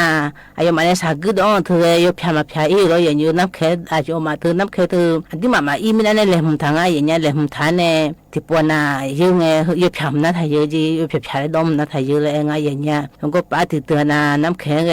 เซเว่นผู้ใหญ่เยอะนะเลยสบู่ผู้ใหญ่บุตรไทยอย่างเงี้ย有จีน่าอ่ะกึ่งนั้นต้องงั้นเหรอเลย有จีน่ากูรู้บุตรจีเมล่ะดิ有不买เลยเฮ้ยน่า有不买อย่างเงี้ยเซเว่นผู้ใหญ่อยู่น่าตัวนี้ดิมาตั้งแต่จนน่าเธอน่าเซเว่นอีมาตั้งบุรุษอย่างอยู่ที่มีเนี่ยร้านค้าผู้ละสัตว์ผู้ละตัวยังไง有不เลยเยอะเลยไงอย่างเงี้ยเฮ้ยก่อนนี้ดิมาอุจอีจู่ห้อน้ำแข็งผู้ละอยู่จากไอ้ไงอย่างอยู่น้ำแข็งอยู่ขนาดดีขึ้นอะไรอยู่จีน่าชาพระชามีกุมเลยตัวอย่างจนมันเนี่ยเฮ้ยก่อนนี้อีจู่ห้อน้ำแข็งก็กงไอ้อย่างอยู่กันในตาหน้าลอยอย่างอยู่ดิมาสิดาก็ก่อเลยจือเลยพายดานเนี่ยมาอย่างอยู่สิดาก็ก่อหน้าดิมาที่เดินหน้าก่อนนี้เดือบอที่เดินหน้าก่อนนี้เหนียวผู้ละเลยถึงไม่แน่อยู่ฮะอายุยาถาเลยอยู่ไว้เนี่ยอยู่ฮะจริงท่านเนี่ยหลูล่างไงอยู่หลูล่างน่าอยู่นะหลูล่างแม่อย่างเงี้ยถึงไม่แน่หลูล่างไงอยู่มือปิจาเลยพระจัดดาเลยมาอย่างเงี้ยติโกโลนาดามาสิดาผู้ละอยู่ถาเลยผู้ละง่ายอย่างเงี้ยอายุอยู่ถาที่เดินหน้าก่อนนี้ฮัจยาอยู่จีไม่รออย่างเงี้ยที่ปวนาก็มาอยู่ทันยานี่รออย่างเงี้ยถึงไม่แน่สิได้อยู่ฮะอายุปุรุญญาเลยมาอยู่ทันหน้าก่อนนี้จีไม่เจอย่างเงี้ยน่าอยู่ถาเลยนะกับปานาngati thanga yenya ngati lo titi ngaji ka dane ma yenyu abebe mnalo yenyu yo ha tu ngde ja du na ngde le ya nga ne yenyu ngde ja du na lo yenyu le ho mo bebe ngane le ya yu tha me je yenya na yo ha yum le ge na ko ni ho ko pa yo ha me ni yu tha le yu tha ga ne ko anh em đi dùng lại có ba ya so đồ mấy cái nhiều người nào đi mà từ mà tôi mà chẳng thà na cái mà bữa na lo nhưng mà bữa na cái anh bây giờ sinh ra đồ lên na giờ to lên anh bây giờ thay lên giờ to lên thảo ngay vậy nha thì phá nhị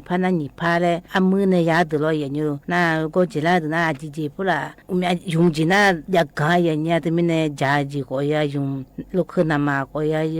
ya từng nhung phơi số được có số thì đợt nào lúa dưa này số được có số này thì mình này giờ to lên sinh ra đồ lên na giờ to lên thì phá ngày ya lên tôi yu thả này anh bây giờ mình giờ to lên yu thả mình này rồi nhiều yu thả này có chỉ là na 우리 야소당안에 이칸 표고 그간에 짜이 칸 남고 간에 짜이 주고 카파에 미자 표고 간에 짜이래 고유 다들 먹으러 이니고 빠요 한 용래 유 다들 흔내 짜이가네 니티티티나 고유 타래 물어 연유 반치래 야 빠제 야냐 요하 유 탐나 마 용래래 유 탐가네 야니 용나 용래 야 비버제 니야 비버가 야냐 디마 타나카 유 타이 마더나로 연유 나타나카 유 타이 더나 거니자 또래 유 타이 na do phe jana ko maganga ne tipa yu thana he ko ni che mara le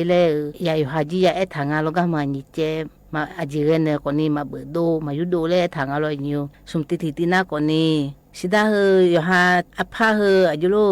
ma yu do thanya na thina chi a cho om sin le nga lo ye ni thina chi jang je ni che ba la nga che ba la le na bala ti sina ko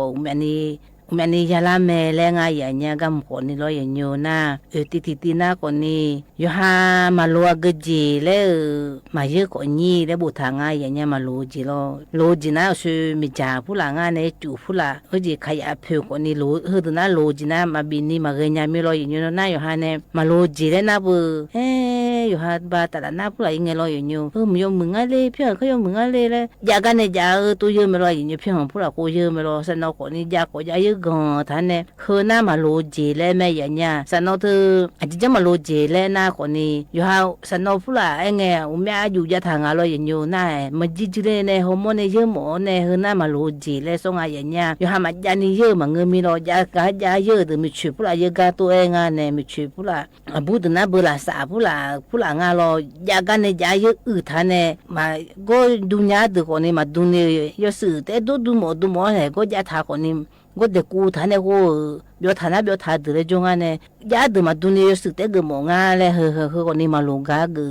和你还嘞用嘞有哈子他用嘞俺老爷娘嘛弄进那他用嘞比较卡嘞嘞俺老爷娘，那还是谁那俺弟那老爷娘有哈子也。嘞呀，女他家爷娘，是但是有他和阿姐这边呢也有他嘞，有哈那个格罗嘞，有哈都这个一个格罗嘞，提不那呀，不然就那呀也有那罗嘞，或也有他啊爷娘，都女他呢有他这么那，有哈是但面你不要过你，或者嘛来木他那，阿面你来木他过你，姐有哈嘛有他那老爷娘，他们呢有哈姐，他那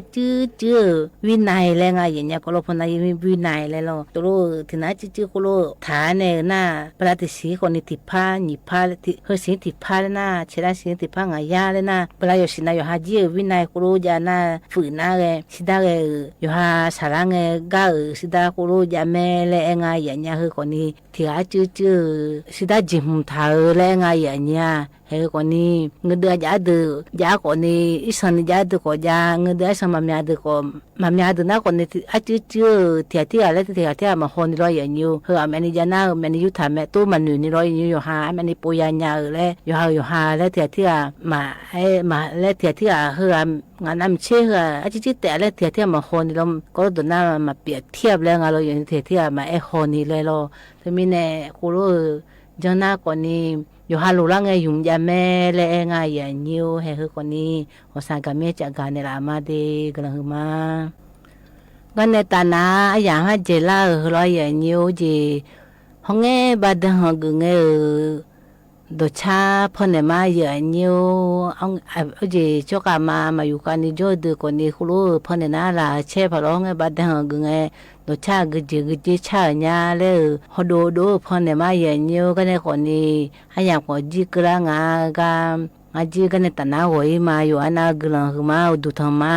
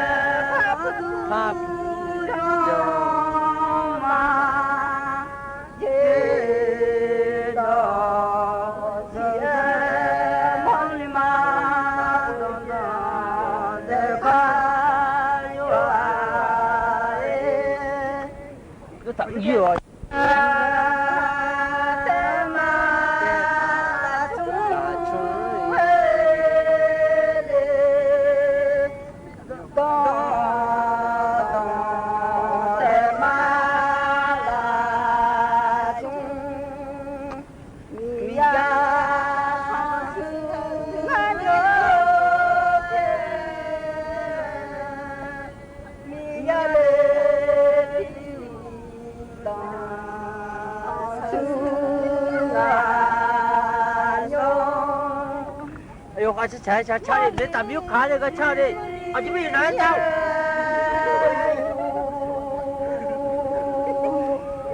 漂你呀，米呀那么高，米呀嘞。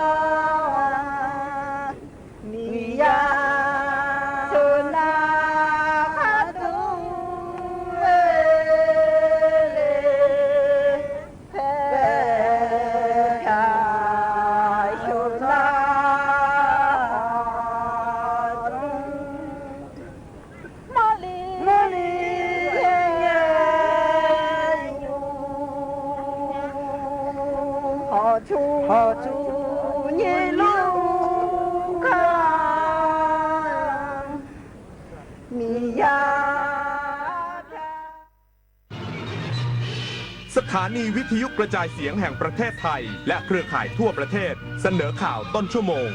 รู้เร็วรู้จริงเกาะติดทุกสถานการณ์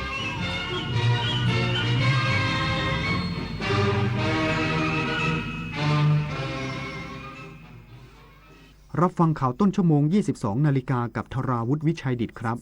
กระทรวงการคลังระบุรัฐบาลสามารถกู้เงินวงเงินไม่เกิน 500,000 ล้านบาทเพื่อรับมือเศรษฐกิจโลกผันผวนได้โดยไม่ต้องขยายเพดานหนี้สาธารณะอีกสักครู่กลับมาติดตามรายละเอียดครับ ระวังมิจฉาชีพหลอกลงทุนทองคำและเทรดหุ้นปลอมอ้างผลตอบแทนสูงรวยไวกำไรเร็วสร้างโปรไฟล์น่าเชื่อถือชวนเข้ากลุ่มลับและหลอกให้โอนเงินอย่าหลงเชื่อโฆษณาหรือแอปพลิเคชันที่ไม่น่าเชื่อถือในโซเชียลก่อนลงทุนตรวจสอบให้ชัดมีตัวตนจริงได้รับอนุญาตหรือไม่จำไว้การลงทุนไม่มีทางรวยเร็วโดยไร้ความเสี่ยงหยุดคิดตรวจสอบจะได้ไม่ตกเป็นเหยื่อมิจฉาชีพภัยคุกคามข้ามแดนไม่หยุดอยู่แค่พรมแดนของประเทศทั้งอาชญากรรมไซเบอร์การลักลอบค้ามนุษย์และยาเสพติดประชาคมอาเซียนจึงร่วมมือกันอย่างใกล้ชิดแลกเปลี่ยนข้อมูลเสริมสร้างความมั่นคงและปกป้องประชาชนประเทศไทยพร้อมเป็นส่วนหนึ่งของพลังความร่วมมือในภูมิภาคอาเซียนอาเซียนเข้มแข็งร่วมแรงต้านภัยข้ามแดนเพื่อความปลอดภัยของประชาคมอาเซียนยุคนี้ไม่ใช่แค่กลัวข่าวปลอมแต่ต้องกลัวข่าวที่ปลอมได้เหมือนจริงเกินไปวันนี้ AI สามารถสร้างภาพที่ไม่เคยมีสร้างวิดีโอที่สมจริงสมจังแม้กระทั่งเลียนแบบเสียงของใครบางคนแล้วคุณล่ะจะแยกออกไหมว่าสิ่งที่ได้ยินคือเรื่องจริงหรือเรื่องที่ถูกสร้างขึ้นลองหยุดคิดอีกครั้งนี่คือข้อเท็จจริงหรือแค่สิ่งที่ดูเหมือนจริงในวันที่ AI สร้างได้ทุกอย่างสิ่งที่สำคัญที่สุดคือการที่เรายังคิดเป็นแสนอาลัยสมเด็จพระพันปีหลวงไทยทั้งปวงหมองหม่นก่นร่ำให้พระผู้เสด็จสู่ฟ้าสวรรคาลัยแนบดวงใจตามพระบาททุกชาติภพปวงประชาน้อมสำนึกในพระมหากรุณาธิคุณเป็นล้นพ้นอันหาที่สุดมิได้ข้าพระพุทธเจ้าคณะผู้บริหารข้าราชการและเจ้าหน้าที่สถานีวิทยุกระจายเสียงแห่งประเทศไทยกรมประชาสัมพันธ์กระทรวงการคลังระบุรัฐบาลสามารถกู้เงินวงเงินไม่เกิน 500,000 ล้านบาทเพื่อรับมือเศรษฐกิจโลกผันผวนได้โดยไม่ต้องขยายเพดานหนี้สาธารณะยืนยันรักษาวินัยการคลังมุ่งเป้าใช้จ่ายอย่างมีกลยุทธ์นายเอกนิติธันประภาสรองนายกรัฐมนตรีและรัฐมนตรีว่าการกระทรวงการคลังเปิดเผยว่า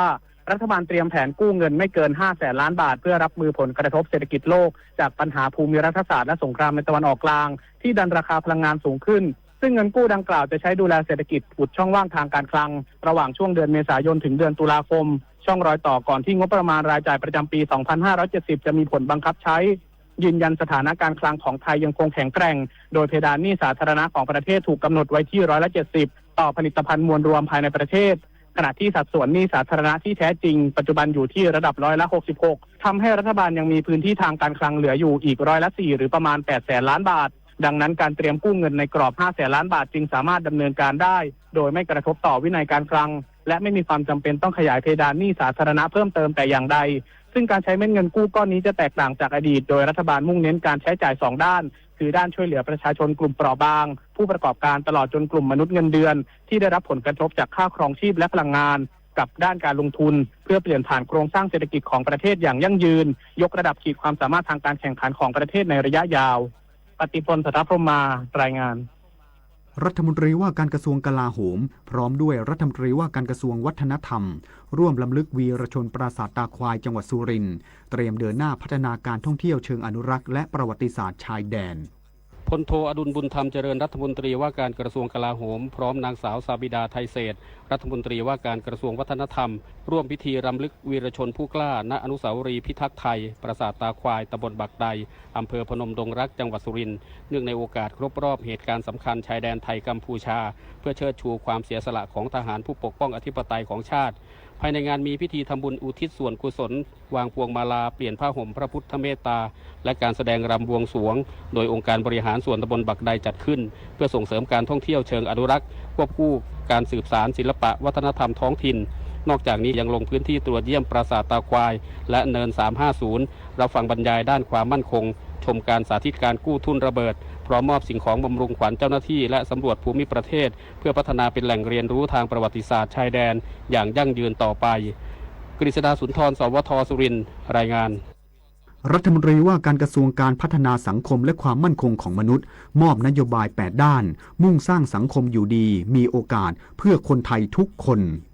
นายนิกร สมกลางรัฐมนตรีว่าการกระทรวงการพัฒนาสังคมและความมั่นคงของมนุษย์มอบนโยบายการขับเคลื่อนงานเพื่อเตรียมความพร้อมรับมือสังคมสูงวัยและปัญหาความเดือดร้อนของประชาชนกลุ่มเปราะบางโดยมุ่งแก้ปัญหาผ่านการใช้เทคโนโลยีและฐานข้อมูลดิจิทัลเพื่อให้บริการที่เข้าถึงได้ทุกกลุ่มตามนโยบายหลัก8ด้านมุ่งเน้นการพัฒนาคุณภาพชีวิตเช่นการสร้างความมั่นคงด้านที่อยู่อาศัยการปรับปรุงกฎหมายการพัฒนาเบี้ยสวัสดิการผู้สูงอายุคนพิการและเด็กรวมถึงการพัฒนาเด็กเยาวชนและครอบครัวให้แข็งแกร่ง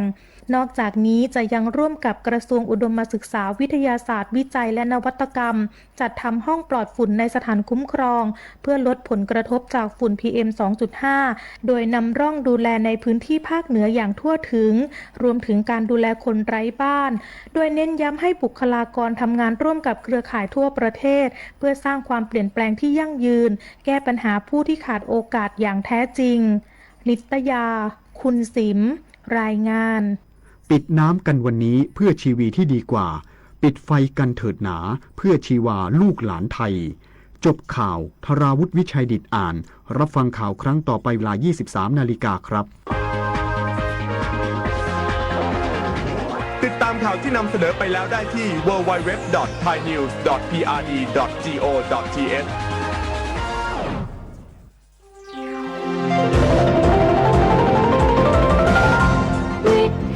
แห่งประเทศไทย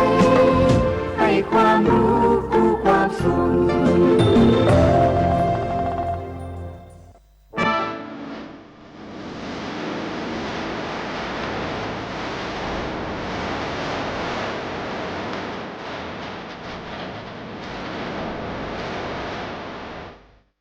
ด้วยความ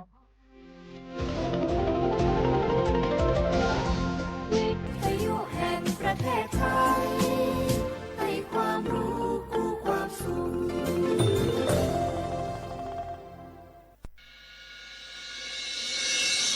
สถานีวิทยุกระจายเสียงแห่งประเทศไทยจังหวัดเชียงใหม่ AM 1476 กิโลเฮิรตซ์สถานีวิทยุภาคภาษาชาติพันธุ์แห่งเดียวในประเทศไทยที่มีความทันสมัยเชื่อถือได้สร้างอัตลักษณ์กลุ่มชาติพันธุ์สู่สากล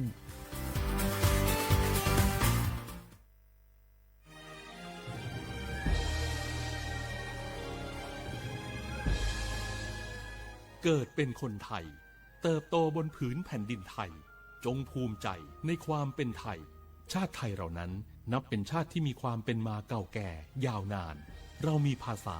วัฒนธรรมและมีสิ่งต่างๆที่เป็นเอกลักษณ์ให้เราได้ภาคภูมิใจในความเป็นคนไทยเราควรเห็นคุณค่าและมีความรักชาติหวงแหนแผ่นดินอันเป็นมรดกของบรรพชน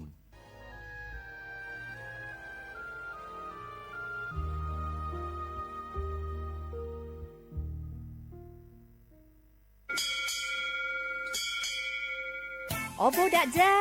โอมิชอปเปอร์ เหมอซุงคา พบว่า ย้อซง โอดูธรรมา สถานีวิทยุภาษาชาติพันธุ์แห่งเดียวในประเทศไทย ทันสมัยเชื่อถือได้ แล้วพบกันที่ สวทเชียงใหม่ AM 1476 กิโลเฮิรตซ์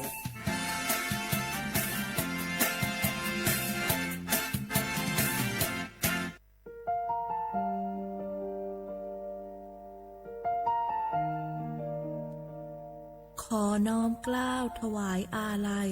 สมเด็จพระพันปีหลวงพระแม่แห่งแผ่นดินผู้ทรงเมตตาเหนือเกล้าขอพระองค์เสด็จสู่สวรรคาลัยข้าพระพุทธเจ้าข้าราชการและเจ้าหน้าที่สถานีวิทยุกระจายเสียงแห่งประเทศไทยจังหวัดเชียงใหม่กรมประชาสัมพันธ์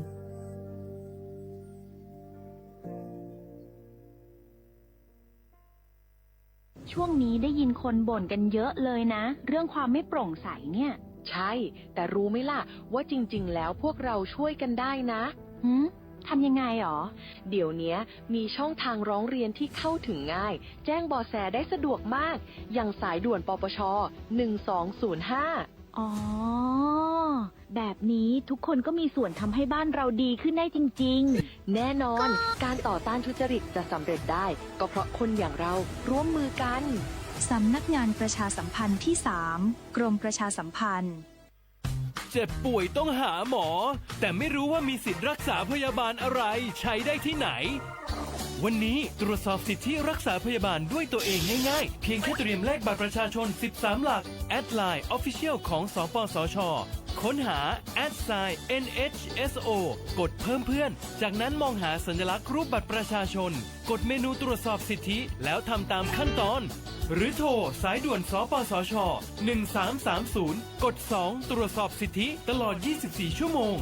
หลักประกันสุขภาพแห่งชาติบัตรทอง30 บาทสิทธิหลักประกันสุขภาพของคนไทยจ่องหู้คาหือป๊อดห่องจึงไทยพบทบยาปัญหาการเผาสูงแห้งเตอร์หรือเส10 ล้านไห้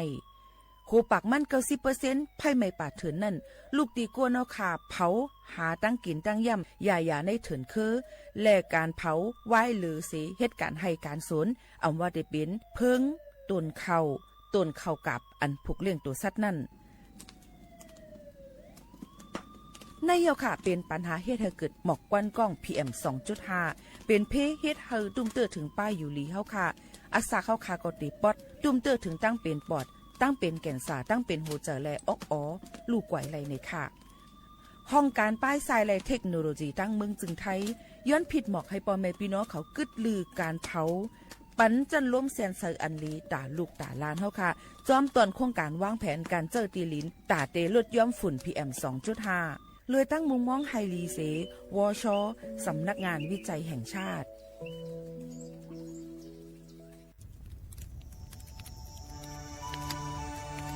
จ่องหู้คาหือ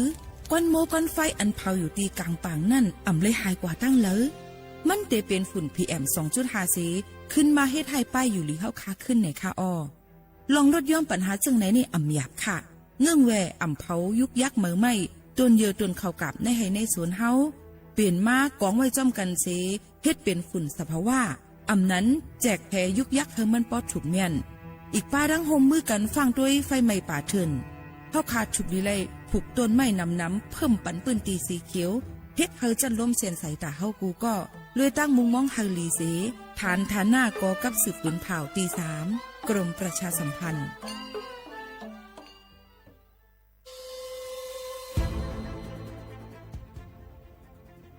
ย้อนผิดหมอกพี่น้องเขามาโฮมเป็นจุ้มเหลียวกันดังเจดอนเก้งใหม่โฮมกันแกลิดปัญหาไฟไหม้ป่าเถินหมอกควันก้องควันมูและฝุ่นเล็กๆ PM 2.5 ค่ะสั่งว่าโชพันไฟไหม้กับสืบกว่าตึงลาดไลตีอองตีแกลิดปัญหาไฟไหม้ป่าเถินและหมอกควันเจดอนเก้งใหม่หมายโฟน0531128808ในค่ะ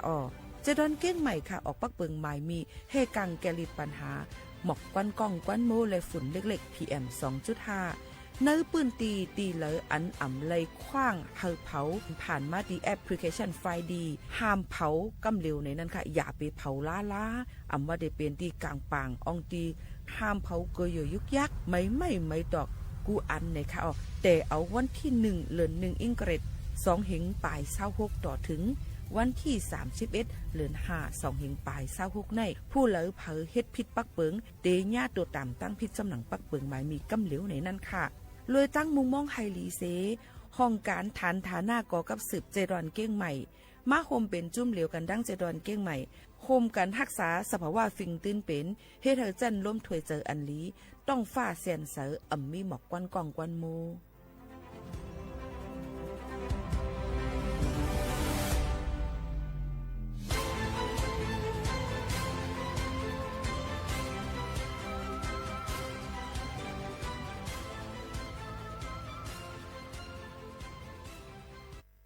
พี่น้องเขาสนใจใครปืนเผาผ่านตั้งห้องเปิดเซ็งสวทเก้งใหม่ปั่นตั้งหู้ห่มปลาดังมีดังซื้อถ่อมแจ้งแล้งหลีกว่าไก่ในปืนตีเจดอนเก้งใหม่กับสืบมาเลยดี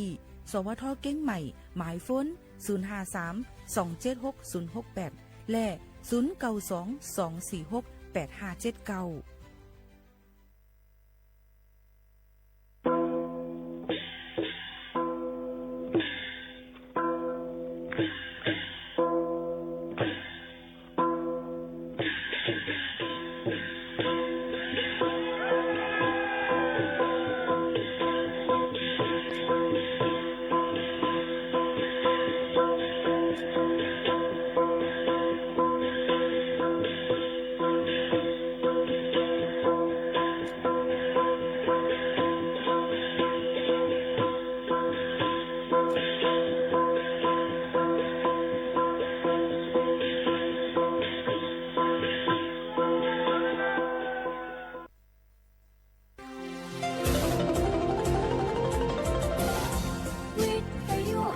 ประเทศไทย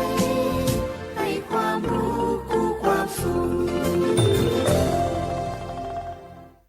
เชียงใหม่เมืองท่องเที่ยวเซฟตี้ซิตี้เราจึงต้องปลอดภัยจากกลไกประชารัฐเราจึงต้องร่วมกันเรียนรู้เตรียมรับมือสาธารณภัยไม่จำเป็นต้องบังคับใช้กฎหมายหากเราพร้อมเฝ้าระวัง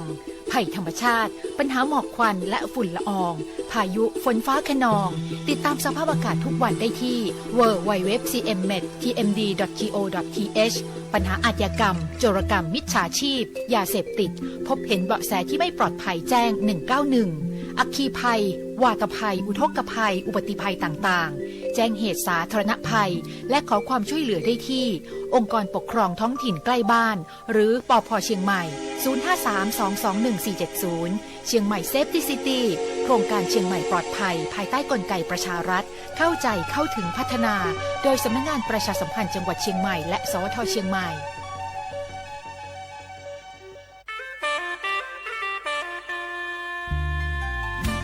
คุณกำลังฟังสถานีวิทยุเพื่อพี่น้องชนเผ่าสถานีวิทยุกระจายเสียงแห่งประเทศไทยจังหวัดเชียงใหม่ AM 1476 กิโลเฮิรตซ์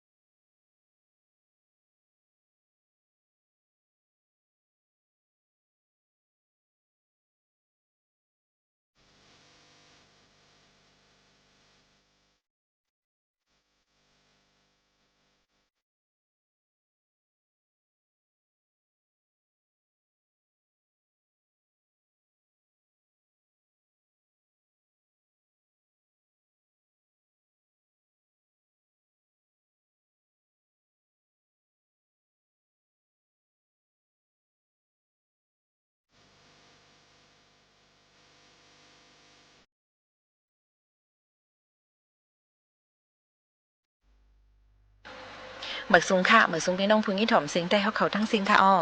เขามาโฮมาทบกันตั้งห้องบ่อยเสียงสวทวิ่งเก้งใหม่ AM 1476 กิโลเฮิรตซ์ค่ะ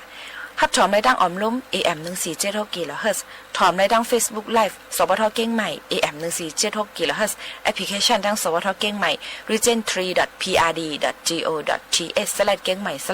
อำนั้นกับสืบตรงถามกันเข้ามาเลยดี053-276-007 ค่ะผมจมพับดอนGoogle ค่ะเขาผู้ปืนเผาและผู้จัดรายการ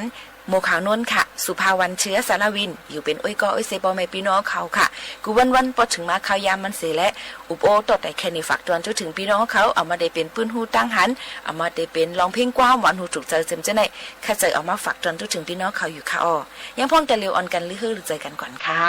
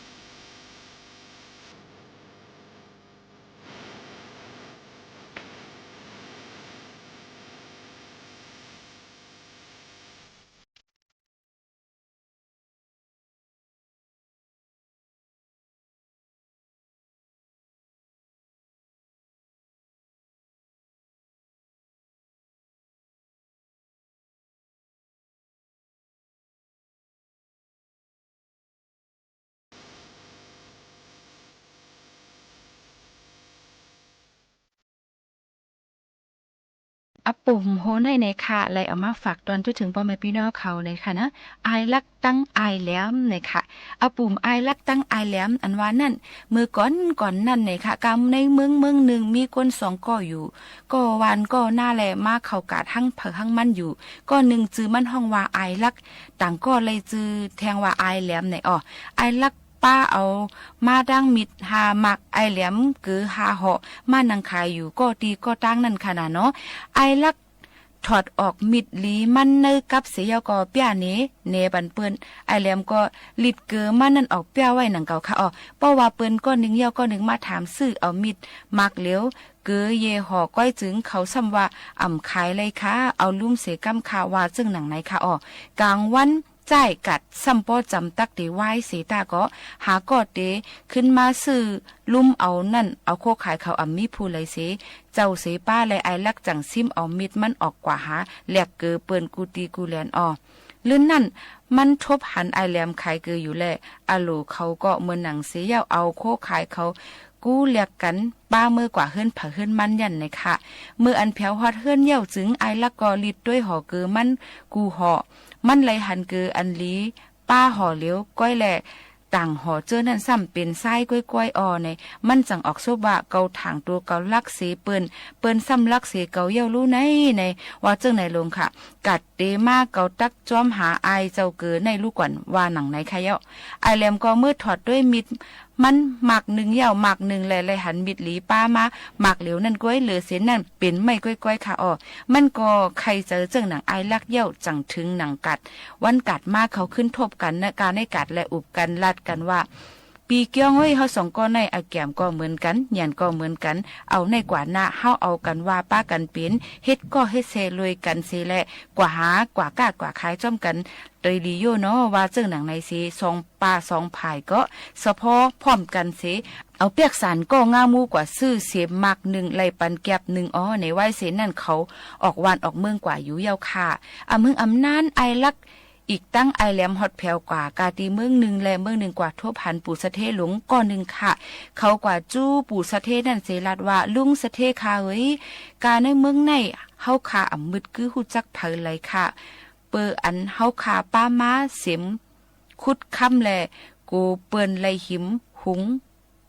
จนเฮาขานั่นแค่นดอหมุนห่มปันตีอยู่ตีนวนเฮาขาสีกำสีขึ้นค่ะว่าเจังหนังไหนค่ะสะเทหลวงก็ขึ้นลัดว่าป้อเป็นหนังความสู่เจ้าลัดในเจอเตะจึงหลีเย่าสู่เลยอะควางนอนเย่าเสียมสู่นั่นก็สู่ตักเลยขายปันเกาว่าเจังหนังไหนเขายินจมหน้าเสียเย่าเฮ็ดแขกปู่สะเทนั่นป้อว่าถึงขิงเตียงขึ้นเมียนพ้องเปิ้นตึกนอนรับนอนเย็นอยู่นั่นเขา2ก็โจ้กันลงกว่าตารางเฮิรนเสเอาคำอันเขาป้ามากำพองผังไว้ตี1เย่าตี1เมื่ออันผ้าป่างเมืองเลี้ยงมาเย่าจึงเขาห้องเอาปู่สะเทกว่าและหาคุดค้ำกาดีอันเขา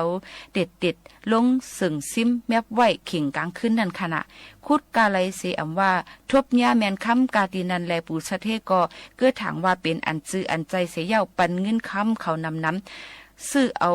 ซุ้ง2ไว้เสมเขานั่นอยู่เลอเสนั่นมันปันเขากว่าป้ามาลีตัว1ค่ะไว้เสไอลักตั้งไอแหลมออกมือกว่าเย่าจึงลุงสะเทแหละคุดหาคำจอดกว่ากาในสวนกานอกสวนเสก็อ่ำทบอ่ำหันลาเมื่อนั่นมันจังยึกหู้ลองอันเขา2ก้อ9เหรียญมันสิได้ใจลำต่อซากออกเยื่อนอ่ำไหลเสเย่าจักเอาเสียมมันนั่นกำทิบเขายุ่มกว่ากำเหลวอำเลิกอำเลกว่านั่นซ้ำมีแม่ม่านหลวงก็1นั่งลือเฮ่ออยู่เสและเสมนั่นกว่าเตอใส่ก็โหมันทานป้อจอนไว้ขนาดเนาะมันนั่งอ่ำจู้กันเนือปุสะเทให้ห้องป้องข้างเสียยาก็กว่าตึงกว่าลัดเท่ามานเท่าเมืองมาเหมืองมันอยู่จ้อมเลยความอันล้อผ้าอ่ำป้อกินอันว่านั่นลุงสะเทก็ย้อนรวยเจอล้อผ้าตัวเจ้าเก่าและเสมก็เลยซุ่มเงินก็เลยเสียงเหี่ยวค่ะถึงมาวันหนึ่งไอลักตั้งไอแหลมป้อกว่าพุทธอยู่ที่เฮิรนสะเทหลงต่างตีต่างเมืองเสียวแลอ่อนกันกว่าเก้ากว่าลาดว่าเนื้อต้องมากเขามีคำนำไว้ปุสะเทก็ใครหู้ลองตั้งอันถูกเมียนมันแลใจเขากึดลือแค่ใจเขากึดลือไว้ตีเฮิรนเขานั่นมืออันปุสะเทอำหันนั่นเขาหลักล้อมกว่าจู้กะติคอกมาเสียก็เอาคำกำพองเน็บใส่ไว้ในกาเนื้อภายหลงมานั่นเสปอว่าเมืองเลี้ยงมาเย่าจึงเขากว่าเพียวเอามาภายลงมาตั้งเสียงเหี่ยวเสเดาออกมาเป็นค ปันกะติสะเทหลวงนั่นเสปุสะเทถูกใจเกียกใจนาแลเอาเสียงกึ่งเมือง3ลูกย้อนแหลกเอามากเขาสองก็หับขามตุ้งเอาเสียงนั่นขึ้นเสียก็ออกมือกว่าข้าวตั้งกว่าแทงเหี่ยวในค่ะป้อว่าป่น7วันเดียวจึงปุสะเทห่างเคืองมามันขี่แหลในวันในเวียงจอดกว่ากูตีกูแหลนภายหลงมามันอันตกไว้จอมตังก็มันเจอขาก้นตั้งหลายเก็บซิมไว้เอามือกว่าเตาด้วยให้มันปอเลยหันคำเปิดอันคำว่าอ่ำป้าเสียแคกเสียอันเนี่ยแหละมันจังเวียนขี่มาแทงพัดเลียนปิดตรงกว่ามือใดมือเหนือนั่นขนาดเฮ็ดเฮอภายหลงมามันนั่นออก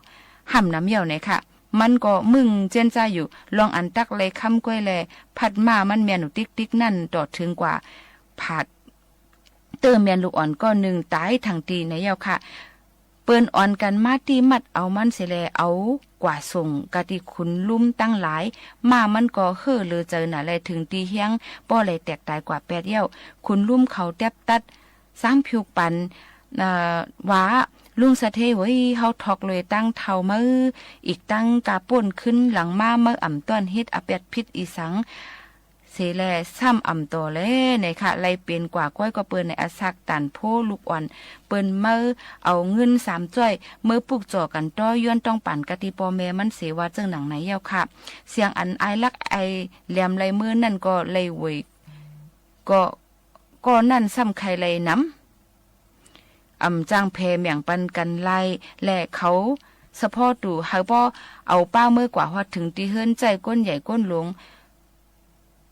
นั่นให้มันหมอแจกเพปันเขานั่นขนาดเนาะและอันไอลักยิบเมื่อกว่าเสียงเจ้านั่นจึงไอแหลมทั้งต้องอิวต้องเจ็บเป็นอันเอาเสล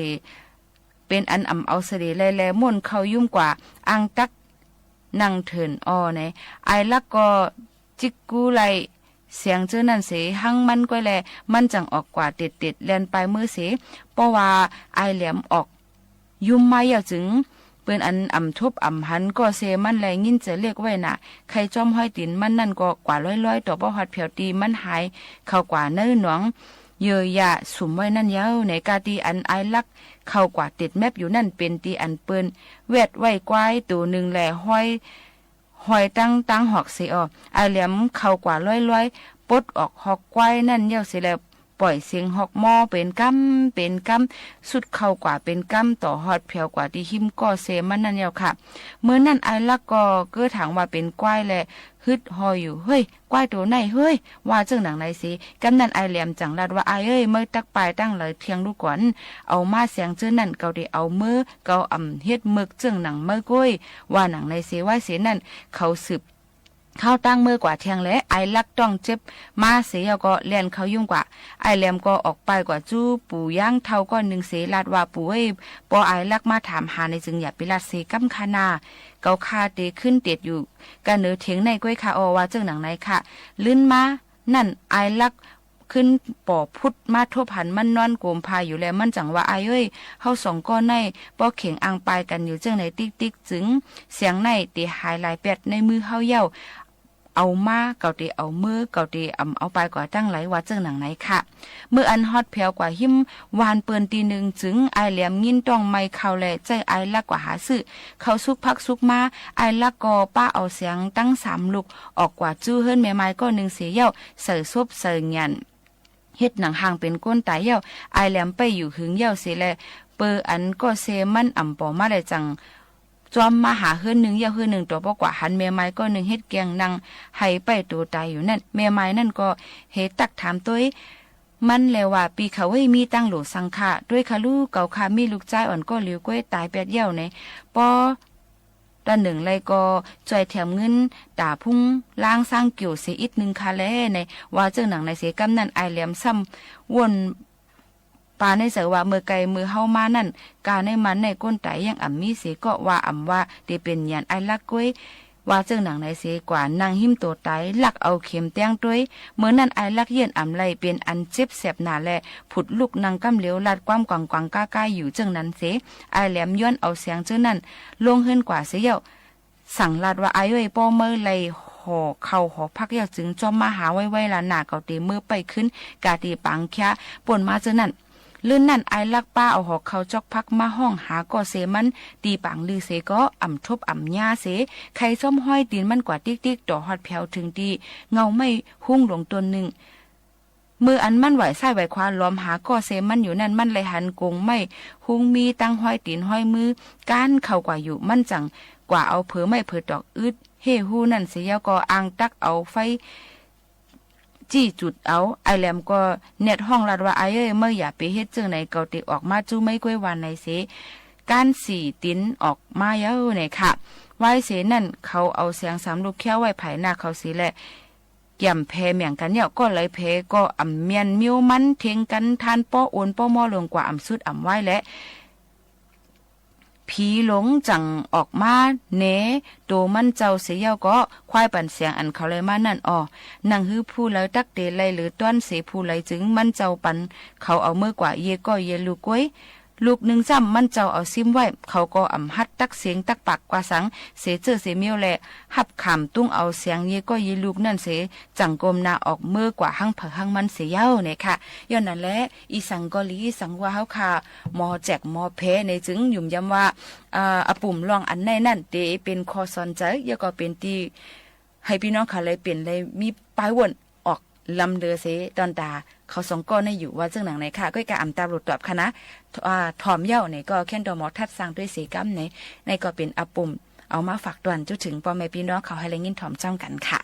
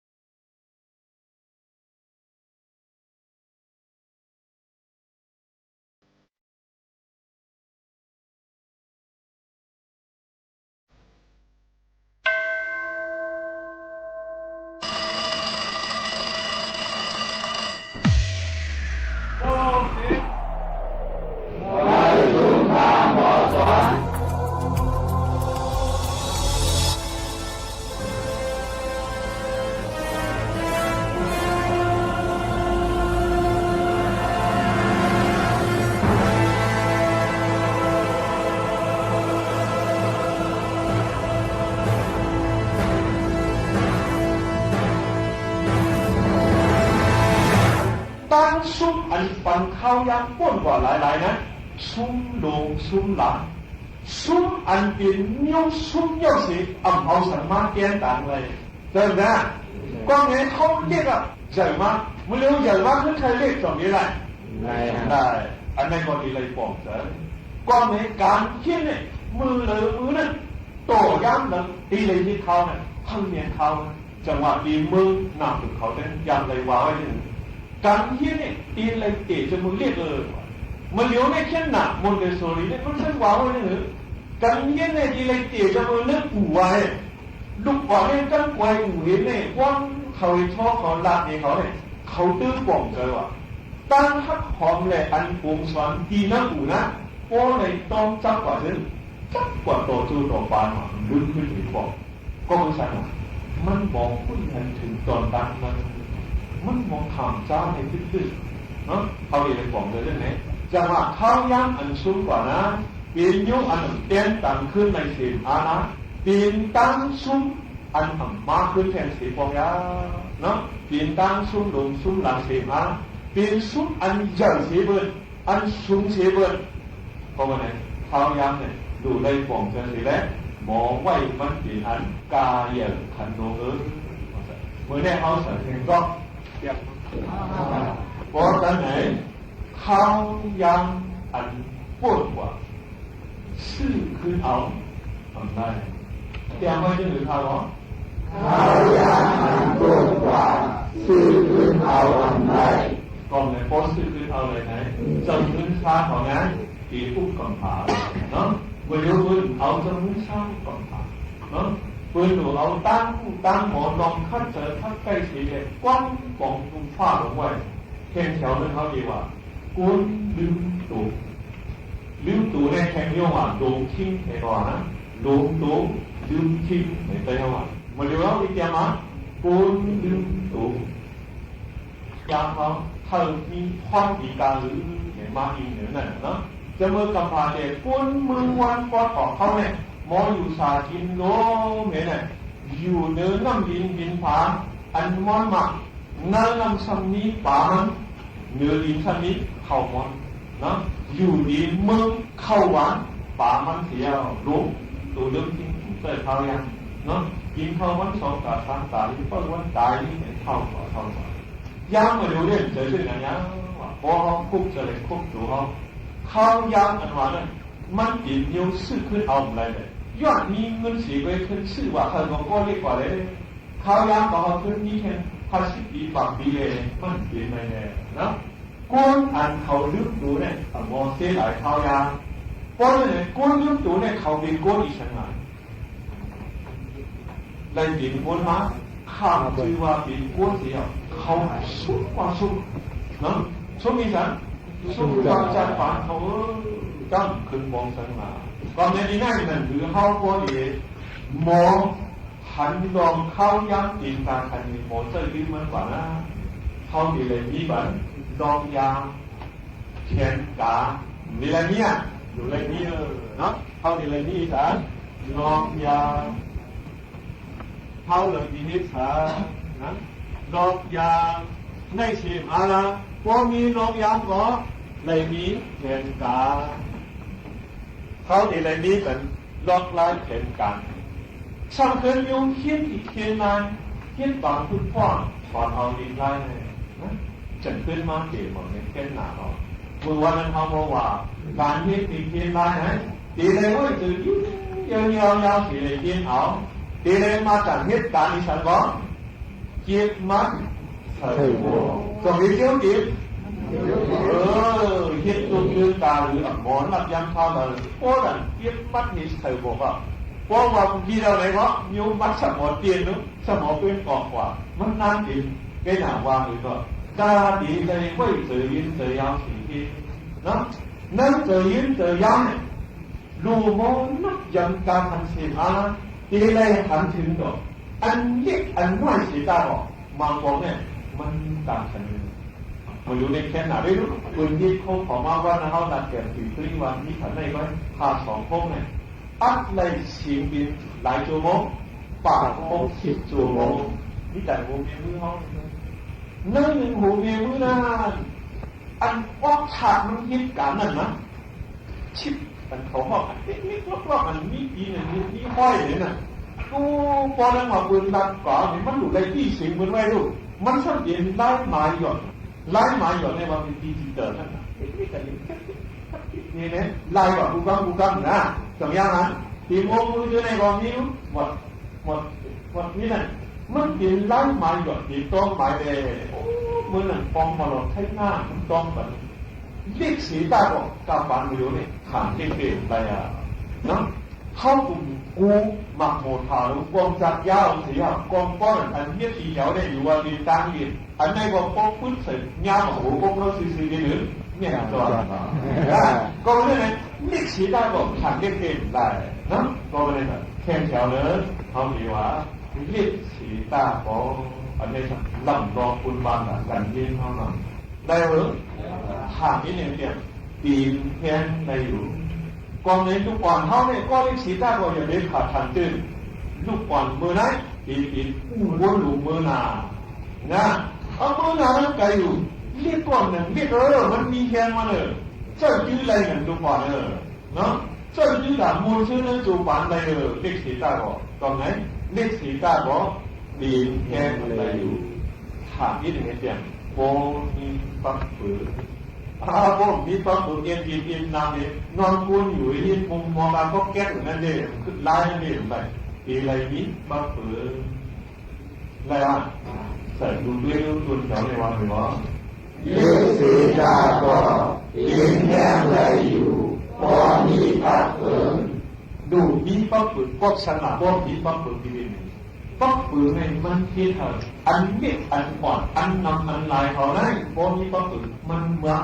ก็สานกันนะมันเข้ากันดีๆเมื่อแต่เขายิงคือนะเขามามันปอดมามันยาววนมันตรงมันแก้มันขือมันไหนพอมีปักปืนเยอะเย็นๆมาจับกันในเดือมันเข้าดีการต่อกันมืออันเขาการตับฉันตับฉันตับอันนั้นของอันมาต่อกันเท่าที่ทันนี้ฉันว่านั้นอันเหมือนกันมาคัดให้เอาเฮี้ยงกันกับฉันมือมากับฉันนะมันจังจังดีเฮี้ยงความเฮี้ยงอันมาจ่วยกันเฮี้ยงอันโยมจะเฮี้ยงพอกอันนั้นหลายอันไม่หลายอันพอมากับฉันกันเถอะเขาบินเฮี้ยงหอมเฮี้ยงหอมไหนเยอะสีเฮี้ยงลุงอันเดียวสุดท้ายจุดลุงสิ่งเยอะๆอันนั้นแน่จุดสักที่แต่ในมาพันห้องกันจันตื่นเต้นวันตู้ซักพวกหลวงพ่อจันเลยตรวจกาหลวงพ่อจันว่าอะไรมันขาดอันนั้นมีว่าที่จุดหนึ่งสิ่งที่แต่มาห้องกันเลยจันเลยอันนักหนาที่มันที่เลยเมื่อนั้นจุดบักแก้งเลยนะกินบักแก้งเลยหรือปีนเอามาพันร้อยวันพอมันผุนใหญ่มาอีกปีจุดพันมาเนี่ยก่อนมาสนิทจันของป้ามาก็เพียงที่ปีไหนมันโปมีก็ปืนมีหมอก็สามกันหมอคิดปีนแทงคอถือเขาเปลี่ยนแทงมาถึงเจ้าปีเลยหมอเจ้าเลยมันรู้ว่าห้องขึ้นใหญ่เลยกวนไปเลยเขาเปลี่ยนไรเขาพักชื่อคือมือแรกเขาถามทีไปเก็บไปยกไปเปลี่ยนไรไปใครก่อนสมเมืองไทยนะไปใครก่อนเรียนเมืองเบิร์นทางใหญ่เบิร์นผ่านที่เขาผ่านที่ไหนมันใช่กวนกูก็ตัวนี้เลยกูก็ยิ่งว่าใจมาจะสั่งทางว่าทักคือเหมือนก่อนอันนี้เขาพักเลยนะคือเขาใหญ่มาเขาผู้บอกมาห้องใครเนี่ยเลยอ่ะก้นเลยดูใครว่าใจมันกินข้าวผัดมันมันอยู่เพราะอยู่มั้งเขาบอกว่าเรียกมันบอกไงเขามีสูตรดีกว่าที่หมอเลยตัวนี้ที่เนี่ยเพราะงั้นบอกว่าที่ไหนถึงที่ก่อนในสัปดาห์ก่อนที่ใครอ่ะพวกมึงมาไม่ใช่ไหนมาอยู่จังไหนเขาทำเองไงวะคือใครก็เป็นยังไงเขาจะได้ขันโคบ้างนี่真变故里，官过安报文教学，整路偏南，因官安，海外、澳外、境外，第三，他这里他，我们帮开bin他这几个，也比我们再好几两天，好比来帮这些，路去装耽误都糟糕，官安护装耽误都糟糕些，路去能当这糟糕，啊，莫好这呢，边过安走。ปืนขึ้นตูเจ้าเก่าเย้าก็อันปืนตูเจ้าเก่านั่น证明เจ้าดีตูเจ้าเก่าดีมีอะเป็นเจ้าดีตูเจ้าเก่าอันนี้มีเลยบอกเขาก็เป็นเจ้าเขาก็เป็นเขาเป็นฉลาอย่างนี้เขาดูเลยว่าปีนั่นก็หนาปืนของว่านะว่าดีแหละเพราะสื่อบอกได้ด้วยไหมอันที่สีได้บอกอย่างดีกว่าอันตื่นมาจ้องปีนั้นนั่งก่อนดีนั่ง拍ก่อนดี拍ลิ้นก่อนนั่งลิ้นเนาะมันเจ้าเลยดีแล้วดีนะมันเรียกยังไม่ได้หรือเลขสีตาก็เป็นยังไงอยู่ก็มีตาเปิดขอชมผู้บ้าผู้คนครับเขาสั่งงานอย่าดีขั้นนะอย่าดีขั้นนะ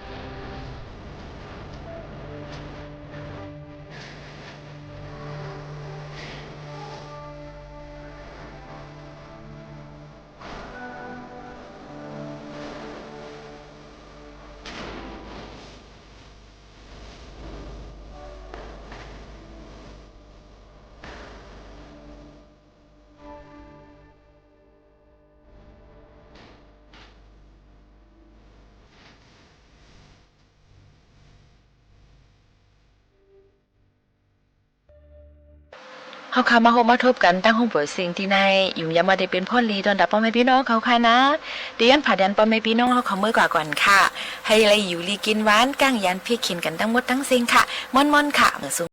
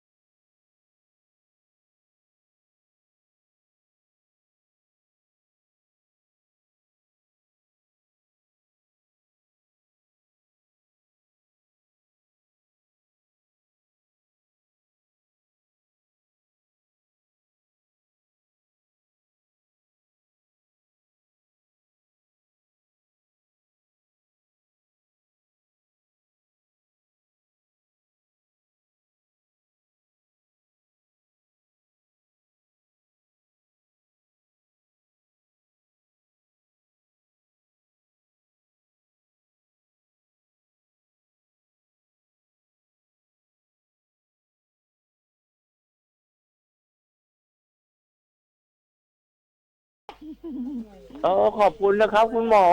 เขาตกลงเคลียร์แล้วนะยังไงถ้ามีข้อสงสัยยังไงก็เดี๋ยวโทรมาถามใหม่ได้เรามีรายการเรามีทุกวันนะโอเคครับโชคดีครับขอบคุณอาจารย์อามากครับค่ะสวัสดีค่ะสวัสดีค่ะรับฟังข่าวต้นชั่วโมง 23 นาฬิกากับธราวุฒิวิชัยดิษฐ์ครับกระทรวงทรัพยากรธรรมชาติและสิ่งแวดล้อมชวนคนไทยรวมพลังปรับพฤติกรรมในชีวิตประจำวันช่วยกันลดโลกร้อนเนื่องในวันคุ้มครองโลกอีกสักครู่กลับมาติดตามรายละเอียดครับแผ่นดินนี้หล่อหลอมเราด้วยความรักความเสียสละและความสามัคคีชาติศาสนาพระมหากษัตริย์คือศูนย์รวมจิตใจที่ทำให้คนไทยยืนหยัดอย่างภาคภูมิร่วมกันทำความดีรักษาวัฒนธรรมและส่งต่อความรักนี้จากรุ่นสู่รุ่นเพราะหัวใจของคนไทยรวมเป็นหนึ่งเดียวเพื่อสถาบันหลักของชาติเรารักประเทศไทยเธอวันหนึ่งเกษียณไปคิดบ้างไหมจะใช้ชีวิตยังไงยังเลยคิดว่าพอไม่ต้องทำงานก็คงสบายระวังเหงานะถ้าไม่มีเพื่อนไม่มีสังคมวันจะเงียบมากเลยนะจริงด้วยแล้วควรทำยังไงดีล่ะเริ่มตั้งแต่ตอนนี้เลยหาเพื่อนใหม่เข้าชมรมทำอาหารหรือนัดกันทำกิจกรรมจิตอาสาเพราะสังคมที่ดีเริ่มสร้างได้ตั้งแต่วันนี้เตรียมพร้อมสู่ชีวิตวัยเกษียณที่ไม่โดดเดี่ยวเมื่ออายุมากขึ้นร่างกายก็เริ่มเปลี่ยนแปลงบ้านที่เคยอยู่มานานอาจกลายเป็นจุดอันตรายโดยไม่รู้ตัวมาปรับบ้านให้ปลอดภัยสำหรับผู้สูงวัยกันเถอะค่ะพื้นต้องเป๊ะในบ้านห้ามลื่นห้องน้ำต้องมีราวจับแสงต้องสว่างทางเดินบันไดต้องมองเห็นชัดเจนจัดของให้เป็นระเบียบเคลียร์สิ่งกีดขวางบนพื้นปรับเพียงนิดเพื่อชีวิตสูงวัยที่ปลอดภัยในบ้านของคุณภัยคุกคามข้ามแดนไม่หยุดอยู่แค่พรมแดนของประเทศทั้งอาชญากรรมไซเบอร์การลักลอบค้ามนุษย์และยาเสพติดประชาคมอาเซียนจึงร่วมมือกันอย่างใกล้ชิดแลกเปลี่ยนข้อมูลเสริมสร้างความมั่นคงและปกป้องประชาชนประเทศไทยพร้อมเป็นส่วนหนึ่งของพลังความร่วมมือในภูมิภาคอาเซียนอาเซียนเข้มแข็งร่วมแรงต้านภัยข้ามแดนด้วยความปลอดภัยของประชาคมอาเซียนวันคุ้มครองโลก 2569 กระทรวงทรัพยากรธรรมชาติและสิ่งแวดล้อมชวนคนไทยรวมพลังปรับพฤติกรรมในชีวิตประจำวันช่วยกันลดโลกร้อนสู่อนาคตยั่งยืนนายสุชาติชมกลิ่นรัฐมนตรีว่าการกระทรวงทรัพยากรธรรมชาติและสิ่งแวดล้อมกล่าวว่าเนื่องในวันคุ้มครองโลกซึ่งตรงกับวันที่ 22 เมษายนของทุกปีถือเป็นโอกาสสำคัญในการสร้างความตระหนักด้านสิ่งแวดล้อมเนื่องจากปัจจุบันโลกเผชิญปัญหาหลายด้านทั้งโลกร้อนมลพิษและขยะพลาสติกจึงต้องอาศัยความร่วมมือจากทุกภาคส่วนในการแก้ไขปัญหาโดยประชาชนสามารถมีส่วนช่วยคุ้มครองโลกได้โดยเริ่มได้จากพฤติกรรมเล็กๆในชีวิตประจำวันเช่นลดการใช้พลาสติกและสนับสนุนแนวคิดการใช้ชีวิตอย่างยั่งยืนโดยปีนี้ได้จัดกิจกรรมวันคุ้มครองโลกภายใต้แนวคิด Our Power Our Planet พลังของเราโลกของเราเชิญชวนประชาชนทุกภาคส่วนและทุกจังหวัดทั่วประเทศมาร่วมเป็นส่วนหนึ่งของการเปลี่ยนแปลงเพราะการมีส่วนร่วมของทุกคนคือพลังสำคัญในการรับมือโลกร้อนและขับเคลื่อนสู่อนาคตที่ยั่งยืนในทุกพื้นที่ทั่วประเทศทั้งนี้รัฐบาลให้ความสำคัญกับการแก้ปัญหาสิ่งแวดล้อมและการเปลี่ยนแปลงสภาพภูมิอากาศเพราะกระทบคุณภาพชีวิตประชาชนจึงเดินหน้านโยบายร่วมกับทุกภาคส่วนเชื่อมโยงกับนานาชาติอย่างเป็นรูปธรรมโดยเฉพาะด้านภัยพิบัติและสิ่งแวดล้อมซึ่งขอความร่วมมือทุกภาคส่วนช่วยกันต่อเนื่องในการรักษาสิ่งแวดล้อมพร้อมตั้งรับปรับตัวต่อการเปลี่ยนแปลงสภาพภูมิอากาศปิยาพันธ์ยังเทียนรายงานสภาผู้แทนราษฎรวันนี้ได้พิจารณา3ญัตติสำคัญด้านการเปลี่ยนแปลงสภาพภูมิอากาศการประชุมสภาผู้แทนราษฎรวันนี้พิจารณา3ญัตติสำคัญด้านการเปลี่ยนแปลงสภาพภูมิอากาศจากสสทั้งฝ่ายรัฐบาลและฝ่ายค้านโดยมีเนื้อหาสอดคล้องกันในการผลักดันให้ประเทศไทยมีแนวทางรับมืออย่างเป็นระบบโดยนายร่มธรรมขำนุรักษ์ สส บัญชีรายชื่อพรรคภูมิใจไทยเสนอให้ตั้งคณะกรรมาการวิสามัญศึกษาแนวทางบริหารจัดการการเปลี่ยนแปลงสภาพภูมิอากาศพร้อมเสนอ3แนวทางหลักได้แก่การลดการปล่อยก๊าซเรือนกระจก การปรับตัวต่อภัยพิบัติและการเสริมความร่วมมือระหว่างประเทศขณะที่นายสุประโชติชัยศักดิ์สสบัญชีรายชื่อพรรคประชาชนเสนอให้ตั้งกรรมาธิการเพื่อติดตามการดำเนินงานสู่เป้าหมายการปล่อยก๊าซเรือนกระจกสุทธิเป็นศูนย์ภายในปี 2593 ส่วนนางการดีเลียวไพโรจน์ สสบัญชีรายชื่อพรรคประชาธิปัตย์เสนอยติด่วนให้รัฐบาลเร่งดำเนินมาตรการรับมืออย่างเป็นรูปธรรมจากนั้นสสได้อภิปรายแสดงความเห็นอย่างหลากหลายวาสนาตระเกตรายงานสำนักงานลูกเสือแห่งชาติยืนยันสถานศึกษาสามารถดำเนินการตามแนวปฏิบัติเครื่องแบบลูกเสือเนตรนารีเดิมได้ทันทีเพื่อลดภาระค่าใช้จ่ายของผู้ปกครองนายวรัตน์พฤกษาทวีกุลรองปลัดกระทรวงศึกษาธิการทำหน้าที่เลขาธิการสำนักงานลูกเสือแห่งชาติหรือสลช.เปิดเผยว่าเพื่อสนองนโยบายของนายประเสริฐจันทรรวงทองรัฐมนตรีว่าการกระทรวงศึกษาธิการในการปรับลดข้อบังคับด้านเครื่องแต่งกายให้มีความยืดหยุ่นเพื่อลดภาระค่าใช้จ่ายของผู้ปกครองในช่วงใกล้เปิดภาคเรียนโดยให้สถานศึกษาดำเนินการตามแนวปฏิบัติการแต่งกายเครื่องแบบลูกเสือเนตรนารีที่สลช.เคยแจ้งไปยังหน่วยงานที่เกี่ยวข้องเมื่อวันที่ 23 เมษายนปีที่แล้วได้ทันทีโดยการแต่งเครื่องแบบลูกเสือสำรองและลูกเสือสามัญแบบลำลองอนุโลมให้ใช้ชุดพละศึกษาได้ทั้งนี้ให้สถานศึกษาพิจารณาปรับรูปแบบการจัดกิจกรรมให้สอดคล้องกับบริบทของพื้นที่และสภาพอากาศตามความเหมาะสมนอกจากนี้เนื่องจากร่างกฎกระทรวงว่าด้วยเครื่องแบบการแต่งกายลูกเสือพศ.ซึ่งดำเนินการตามมติคณะรัฐมนตรีเมื่อวันที่ 18 เมษายน พศ. 2568 ขณะนี้ยังอยู่ระหว่างการตรวจพิจารณาของคณะกรรมการกฤษฎีกาสลช.จึงให้สถานศึกษายึดแนวปฏิบัติเดิมที่เคยแจ้งไว้แล้วไปก่อนโดยยังคงรักษาไว้ซึ่งอุดมการณ์ธรรมเนียมปฏิบัติและพิธีการของลูกเสือควบคู่กับการเน้นความประหยัดและคุ้มค่าศิรวรรณช่วยเท้ารายงานปิดไฟปิดแอร์เมื่อไม่ใช้ช่วยประหยัดค่าไฟลดการใช้พลังงานจบข่าวธราวุฒิวิชัยดิษฐ์อ่านรับฟังข่าวครั้งต่อไปเวลา 6 นาฬิกาครับติดตามข่าวที่นำเสนอไปแล้วได้ที่ www.thainews.prd.go.th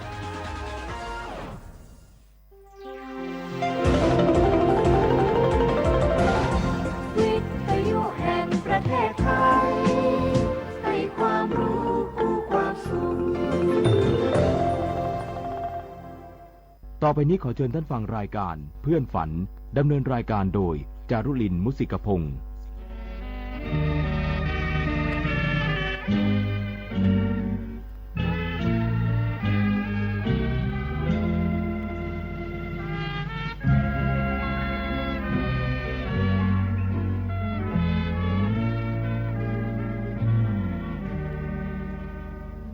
มีเพื่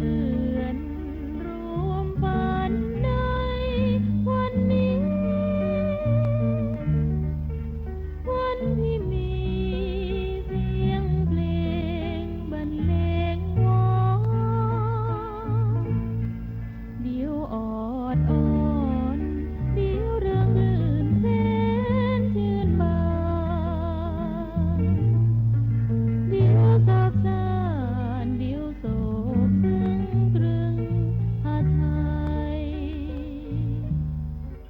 ชั่วโมงที่2ของวันพุธที่ 22 เมษายน 2569 สุวิทย์ โสมนัสควบคุมเสียงรายการเพื่อนฝันนะคะ เพลงแรกในช่วงนี้เมืองไทยนี้ดีโดยคุณอุราสุภอัปสรค่ะ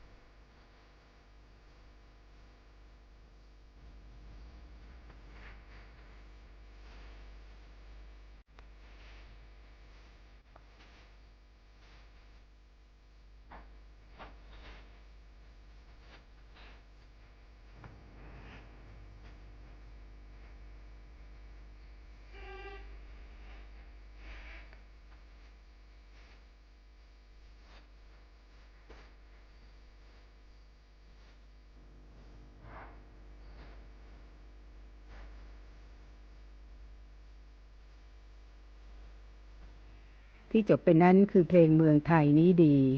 ต่อด้วยไทยสามัคคีเป็นเพลงของพลตรีวิจิตรวาทการจากละครเรื่องอานุภาพแห่งความรักปี 2499 นะคะคุณนภาหวังในธรรมขับร้องนำค่ะ